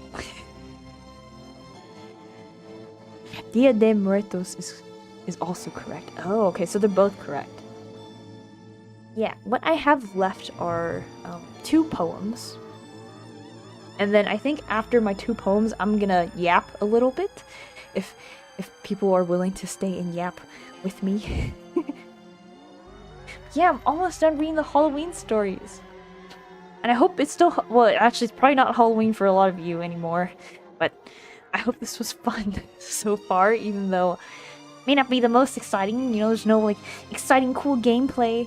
But I hope it was fun listening to the stories. So I have 2 poems left. The second to last poem is called The Ghost with the Most. So The Ghost with the Most is by Arden Davidson. Boo! Boo-hoo! Cried the ghost with the most. No one came to visit me, though I'm the perfect host. I decorate with cobwebs, sweep the spiders under the rug, yet no one ever offers me a kind word or a hug. I don't know what I don't know what the reason is. I don't know what could cause it, 'cause I always keep my skeletons in the closet. Okay, I'm gonna read that entire one again. Hold on. I made too many mistakes, and it's like 3 lines. It's okay. Boo, boo-hoo, cried the ghost with the most. No one came to visit me, though I'm the perfect host. I decorate with cobwebs, sweep the spiders under the rug, yet no one ever offers me a kind word or a hug. I don't know what the reason is. I don't know what could cause it, 'cause I always keep my skeletons in the closet. That last line is a bit interesting. The ghost has everything except friends, but also the ghost keeps skeletons in the closet, so, can I blame the other people? Winky ghost sparkles. But yeah, that was The Ghost with the Most with Arden Davidson. And one more poem, The Real Halloween. We're gonna end on a poem by Dorothy Shipman called The Real Halloween.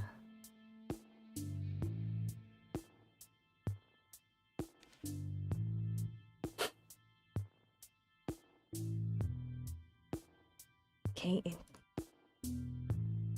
That's why zombies are superior. If I could be like a Halloween creature, honestly, I kind of want to be a ghost. I do like witches, though. That's why I'm wearing a witch hat. Okay. The last poem. Please load. Okay, it's loading. It loaded. The Real Halloween by Dorothy Shipman. I've heard it said that Halloween is when all black cats yowl, and ghosts glide past all dressed in white, and witches prowl and howl. But I know better. It's the night when harmless tricks are done, and when with jack-o'-lanterns bright, we children can have fun. Bobbing for apples plays its part, and fortune-telling too. There are countless pleasant things on Halloween to do. And if the ghosts and witches roam, as many people say, I'm sure that they are out like us to join in happy play. Wow. Ghosts and witches. Okay. Yeah, but that's it. That's all that I have for today in terms of poems and stories, and I hope you enjoyed listening to it. But yeah, I'm gonna have a little yap session if anyone is curious. Oh, and before I say anything, thank you again to the publisher Storyberries for letting me read these books and giving me permission to read these books. If you want a bit of childhood nostalgia, they have great stories, very cute illustrations, but I can't show them on stream because they're not my art. But yeah, if you want to see childhood nostalgia and what picture books look like these days, you know, back in my day, picture books were they were not on the computer. In fact, I didn't even have a computer. But yeah, perfect dramatic music for the end of the poem. Yeah, this song is called Joker's Lair. But all these songs are from the YouTube audio library. I'm sure that YouTube will detect it and just put it into the bot. But yeah, so I'm gonna just yap. And just have the music play in the background. Maybe I'll just lower it down ever so slightly. But how have you been? How's your Halloween been?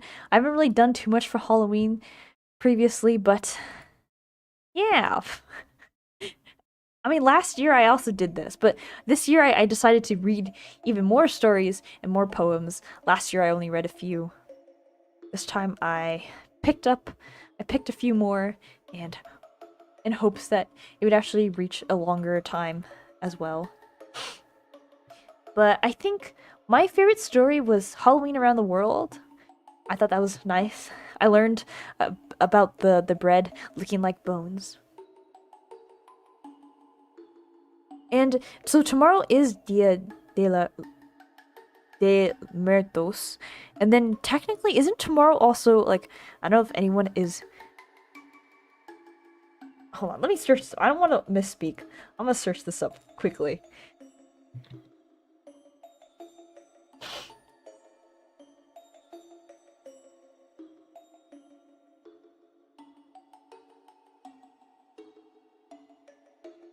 Huh? So I know that another culture also has something, has another celebration tomorrow. I want to check to make sure. Yes. So it's called Diwali. So there are, the day of the Dia de Muertos and Diwali, which is like Festival of Lights, tomorrow. The last poem reminds me that I adopted my 2 black cats like 3 years ago, Samantha and Salem. I love cats. You know, if I could be a Halloween character, India, yeah, but it's more like Hindu, because I know there are a lot of different religions in India and outside of India too, but it's like a Hindu festival, but I guess primarily celebrated in India. But yeah. Oh, hold on. I should switch my category to just chatting. Let me do that.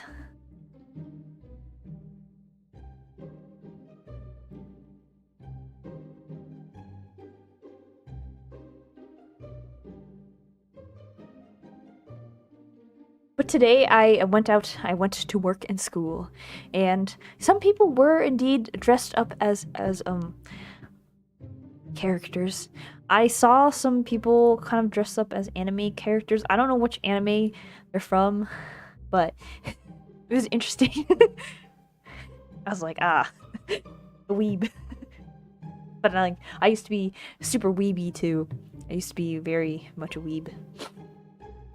There's a lot of people like dressed up as a dinosaur, and someone even dressed up as like a banana and a pickle. So that was interesting. Had a hard 3-day giving candy after work. Oh, I'm not at the point, like, yeah, I've always wanted to give away candy, but I'm not at that point in life yet. Not now. I can't give away candy now. I feel old. The kids have that much energy. Yeah. I could not imagine dressing up. Like, it's allowed, by the way. Like, you can dress up to work, you can dress up to school, but I think that they're more like younger students, sort of, and I'm like, dang, I wish I had the energy. Oh, a lot of people are dressed as the people from the Wizard of Oz, and I know that there's a musical coming up that maybe people are like happy. Oh, it's called like Wicked. The Wicked musical is coming up. And maybe that has garnered some hype around the original Wizard of Oz. So I saw some people dressed up as like the Wicked Witch or the Good Witch. I forgot her name. Dorothy. Someone was like the Scarecrow. And some people just put on like interesting makeup, so they just kind of wore regular clothes, but then they did like really cool makeup and stuff. But yeah, that was pretty interesting to see. I have no energy to do that anymore. Actually, I stopped doing that a long time ago. Yeah, I've always wanted to dress up as a witch, because I never got the chance when I was a kid. And now that I have my money, I could buy a witch's costume. But also, would it be, I kind of don't want to wear a witch's costume, because then it's like I'm too old for this. And I am too tired for this. Maybe one day I'll be a witch. Do you like my little pumpkin? My little pumpkin? I'm very happy about that pumpkin. The bear, bear over here, I'm looking towards there, as a little pumpkin, and the bear is now showing us the little pumpkin. My mom made me a witch when I was in 1st grade. Oh, that's cool, though. I've always wanted to be a witch, but my mom was like, that's not great. That's not great. Also, it's too cold. I applaud the people that are dressed up, because it's way too freaking cold. I think, like, I started sneezing a lot when I was outside. Today, I was wearing like 4 layers. I'm also very weak to the cold, but that being said, I applaud the people who can wear... I saw a Spider-Man, and I think that person was just wearing like the Spider-Man onesie. And wow. What about cosplay? I would cosplay, but not in this weather. It was my sister's from the year before. Yeah. Yeah, my mom was like, no, you can't be a witch. You could be a princess, but you can't be a witch. But I'm like, can I be a witch princess? And then like my mom was like, no, that's not allowed. I had sort of stricter parents, so they were very strict on like what I could and couldn't be, which I understand. Like, I'd rather have that than have someone who was like, yeah, you can do anything, and then go to school with something weird. Just letting you know, have this one open here too, lol. Oh, thank you, no problem. And thank you for having it open, by the way. I appreciate it. Yeah, colder than last year. Yeah, it was, I feel like it was colder than last year for me as well. First costume was a zombie, and my mom made me learn how to dance thrill. Is that why you like zombies so much? Yeah, I think my very, very first costume was just like a princess. Or I wanted to be like a pumpkin too. I guess I've always wanted to be a more traditional Halloween-ish theme character, but I wasn't usually that. I read that it is a bad idea left pumpkins outside because bears enter your yard to eat them. Oh. If you have pumpkins left outside your house, please tell me that you have them left. I may not be digging a tunnel to your house right now. I may not be hiding in your closet, who knows. You will get a boo-berry. A boo-berry eating the pumpkins. But okay, sorry. Realistically, it doesn't necessarily mean it's a bad idea. It depends where you are. Some places don't have bears. Some places you'll get other things that will eat your pumpkins. I did do jack-o'-lantern, like, pumpkin carving things previously. Well, it's more like my dad, my mom did it for me. But that was when I was very, very young. I should not, at that age, like, I was very young, I should not be holding a knife. But I always wanted to do it, like, by myself once. Maybe one day I'll do it. When I get, the time and the chance to do so, I think it would be fun to carve out a little face. I always wanted to carve out, like, instead of a spooky pumpkin, I wanted a little, like, cute pumpkin. Mom, bring the broom. There's a blue bear in the yard. Oh, that broom is not gonna help you, buddy. I'm kidding. I think you need to just give me more pumpkins. Or, I don't know if you were there for the giant pumpkin story. You can just throw a potato at me and I'll eat it and I'll choke and then die. You know, that's the way to do it. Just eat until... Just give me more pumpkins. Maybe I'll choke and die.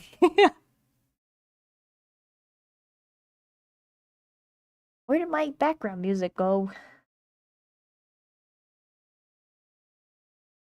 I have it looped. I'm so confused.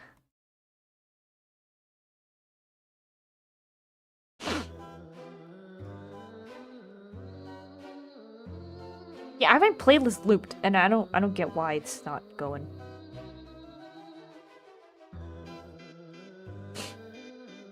But you know, this is how I know I'm getting old though, is when I look at Halloween candy, I'm like, that kind of looks disgusting. I could only eat like 2 pieces now. Because now I look at it, I'm like, ooh, sweets! And I try 1 piece and I'm like, ooh, that's too much. So you have classes today, not time to get candy. Yeah, I did. I know how it tastes though. I mean, you can get Halloween candy all year round. It just won't have the Halloween decoration on the packaging. Or you know the best day to get Halloween candy is the day after because all the Halloween candy is on sale. Maybe I'll get some Halloween candy tomorrow. But like previously when I was a kid, I loved chocolate Halloween candy. I loved chocolate Halloween candy so much. But these days I'm like, get that stuff away from me. I don't want this low quality, too sweet, too much sugar Halloween candy. I feel like I've switched from liking like the cheap chocolate to liking more high quality chocolate, but I'm still okay with like harder candies. I love gummies. I will always love gummy bears. Gummy bears, like gummy candies, fruit snacks that are kind of gummy-ish. But I think I will always like gummies no matter how old I get. Hard candies are okay, I can eat 1, but I can't eat chocolate Halloween candy anymore. Yeah, it's just not good. Once you've had a better chocolate or like decent chocolate, I can't eat that anymore. There's a marshmallow chocolate candy that's stuffed with strawberry. Marshmallow chocolate candy. Hold on. Really? Really? I never heard of that. Marshmallow chocolate candy with strawberries.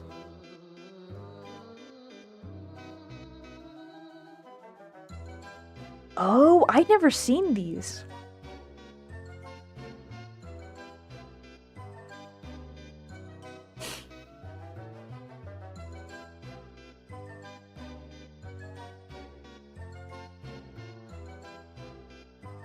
Wait, maybe they don't sell it near me. Okay, they don't sell it near me.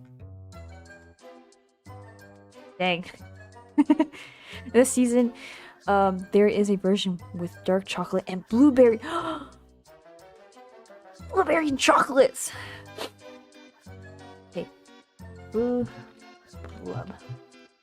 Oh! Yeah, my local store doesn't sell this. But thank you for telling me. I can get it elsewhere. I will find ways to try it one day. Dang, my store doesn't freaking sell this.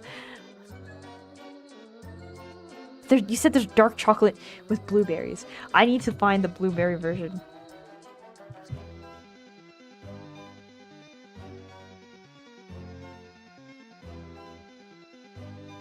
No! I don't think I can get it here. That's okay. I think I can actually get the strawberry version, though. It will just take a bit of time and cash. Time and money.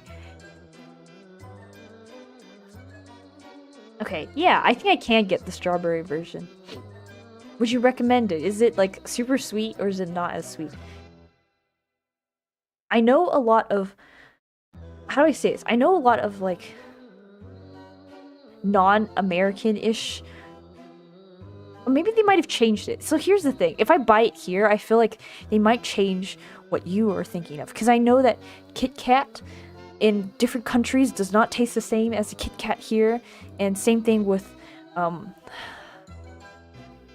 another chocolate brand that I can't think of. This candy is my emotional boost. Oh, I see. Okay, I have to try it one day then. But I think I can only get the strawberry one here. Darn. Oh well.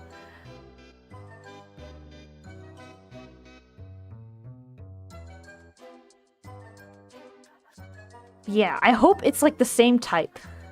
Because once my friend told me to try this candy, and I did, but then it was modified for the American palate. For the American taste palette. Which meant it was way too sweet. There was like so much stuff in it that I don't even know. I like the texture, and it doesn't feel as too much. Doesn't feel too sweet. Okay, that's good. These days, I've been liking... I don't know, this is how you know I'm getting old. Is when you don't like things that are, like, too sweet.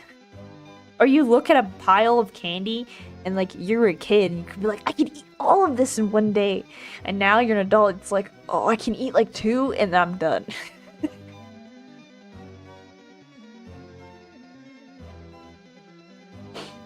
But another thing I think would be nice if I can make blueberry muffins, but it's too late, not for this year.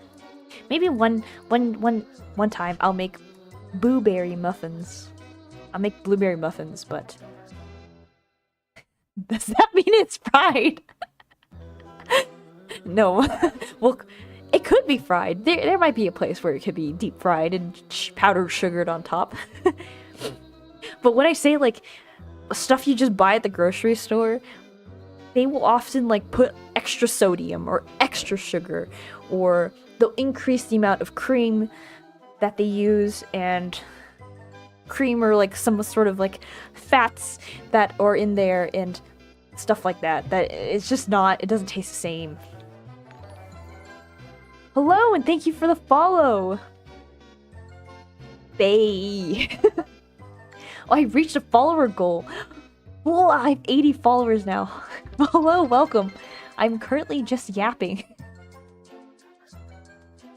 I'm currently just yapping about stuff. We have finished the reading session, and I think, for the YouTube audience, all of like the links are down below if you are interested in reading the stories yourself, or like I said, getting that childhood nostalgia. And if you're on the Twitch, I think at the About page, I just put an entire section and copy and pasted all the links and stuff, so yeah.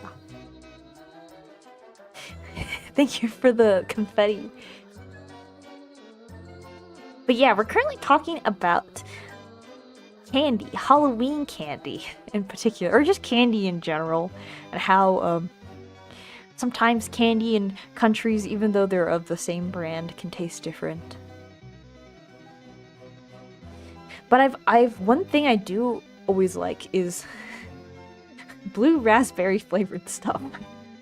Blue raspberry is not even a real fruit, so despite me having that change of palate where I don't like things that are super sweet, I don't like things that are overly creamy in a way, I still really like blue raspberry hard candy.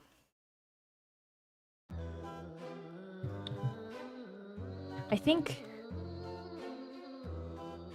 yeah, blue raspberry hard candy. Like, Blue Raspberry Jolly Ranchers. I think that's what they're called, Jolly Ranchers. I like those a lot.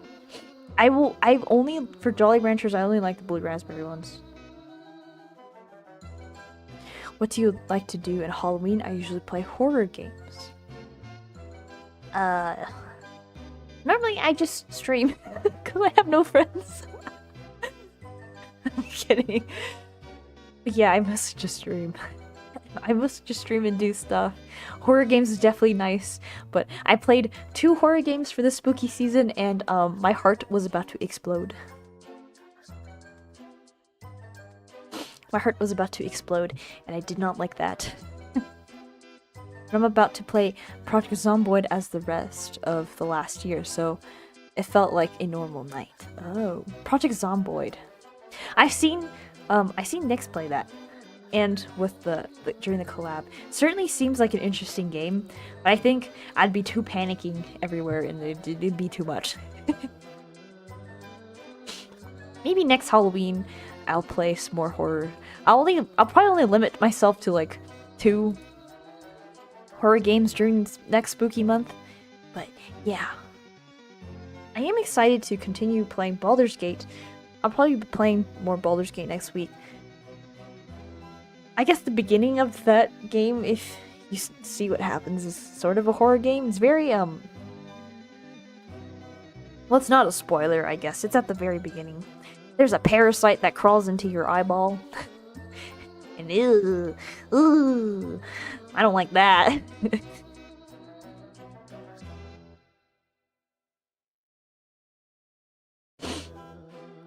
After losing 5 or 8 times, you get used to it. Yeah. I don't know, I feel like I'm the person who never gets used to it. Who never gets used to being frightened. Life is so scary already. I don't need a game to scare me even more. But I understand why people play. It's definitely an interesting experience. Very entertaining experience, I'll say. Very fun to try it out. Nyx says playing horror games with collab partners help her to be less scared. So I kind of want to do that, but also I'm scared. I'm scared like I would end up screaming their ears off. Like I would just be a bad collab partner because of how much I'm screaming, you know? And I don't want to do that because then I'd feel bad. I feel bad that they have to deal with this. Yeah. I feel bad for some reason. Well, I mean, it's like I'm not good at the game, and I'm gonna be screaming, and I'm gonna be panicking, like in the game. Like, I don't know. I just don't think I would be the best collab partner. I'd rather suffer alone, and instead of bringing someone else to suffer with me. Even though I might suffer slightly less if I do bring someone else with me.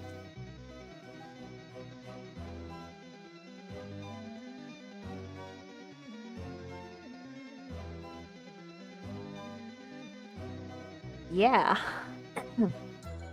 I want to be a witch. I want to be a witch one day. So yeah, I guess that concludes Halloween. I hope all of you have a good Halloween.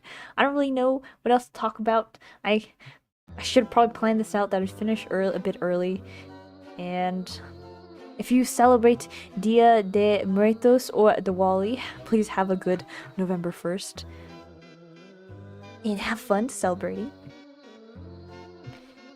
Thank you for the stream. Oh wait, before I do completely end, I guess I do want to ask, are you okay with like me putting a link in the chat and having like you guys jump over to their stream?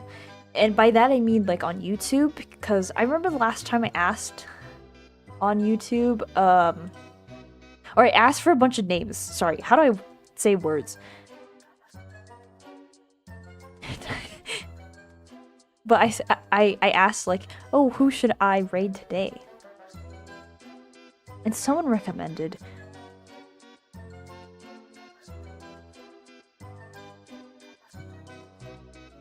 where's that thing? someone recommended some people on YouTube, which I wanted, but because unfortunately YouTube doesn't have like a direct redirect thing the way that Twitch does, that means it's gonna be a lot harder. And in order to actually get that redirect Twitch thing, or not redirect on YouTube thing, I need 1,000 subs, and like that's not gonna be for a while. And I wish like YouTube didn't do this because it'd make my life so much harder. Don't forget to watch a scary movie tonight. No, thank you. No, thank you. I will indeed forget to watch a scary movie tonight. I think that also may be a cute ghost sheet costume with my ears popping out. That's a good idea. That's such a good idea. Or like I've seen other VTubers with like hoodies, like kind of ghost hoodies. They just, you know, put that on your head. I think that would also be pretty cute. But yeah, I guess I wanted to ask if people are about your opinion on, should I still keep the redirects or should I still raid on YouTube if there is no like direct redirect thing? Should I still raid on YouTube if the redirect is through a link? Like, would that interest you or just like would rather not? Because my initial thought was, well, every other time I'll raid. But then I know last time there was a little bit of confusion because I can't redirect directly through YouTube because YouTube doesn't allow that for me, unfortunately.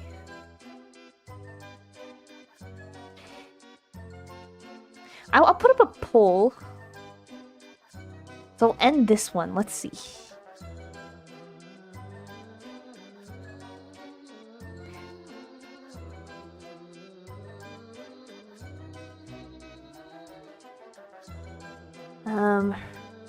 Link raid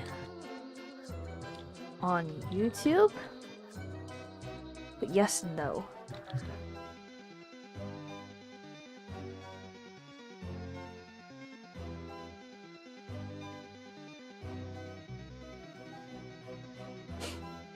Yeah, there you go. Do you know adverice incarnated? No, I haven't. It's Wolf VTuber. Oh, hold on. Let's try it. Like, if they're streaming right now, let's try it. Maybe.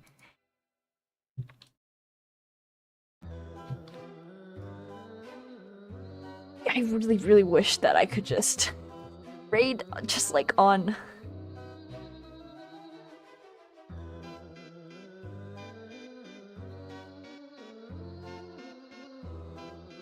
Halloween karaoke. Would you like to raid them, I guess? I hope they're okay with me raiding them.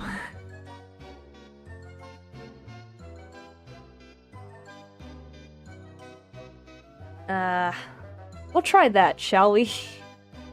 Yes. 67 said, oh, it's 50% now. Okay.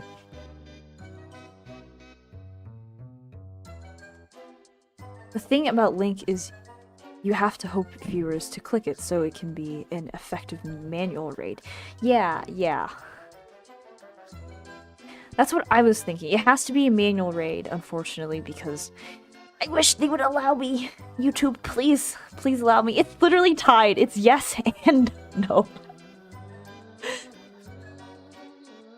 And another thing is that YouTube stream actually has a delay, so that when I end stream and I click it, that doesn't mean the stream has ended for you necessarily.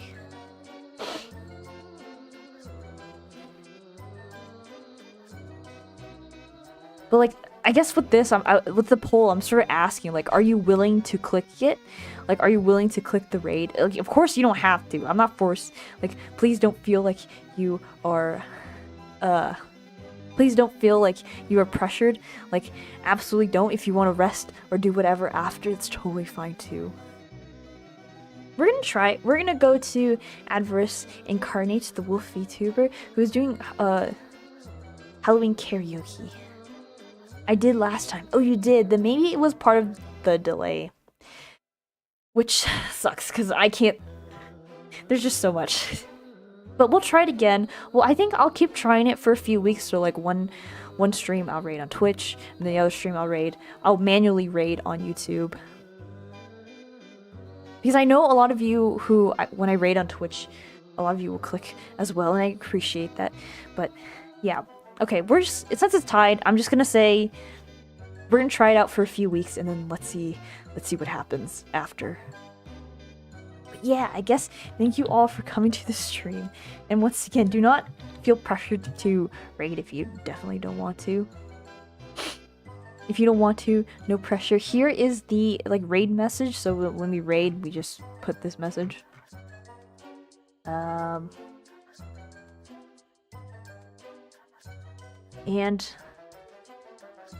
let me get their link.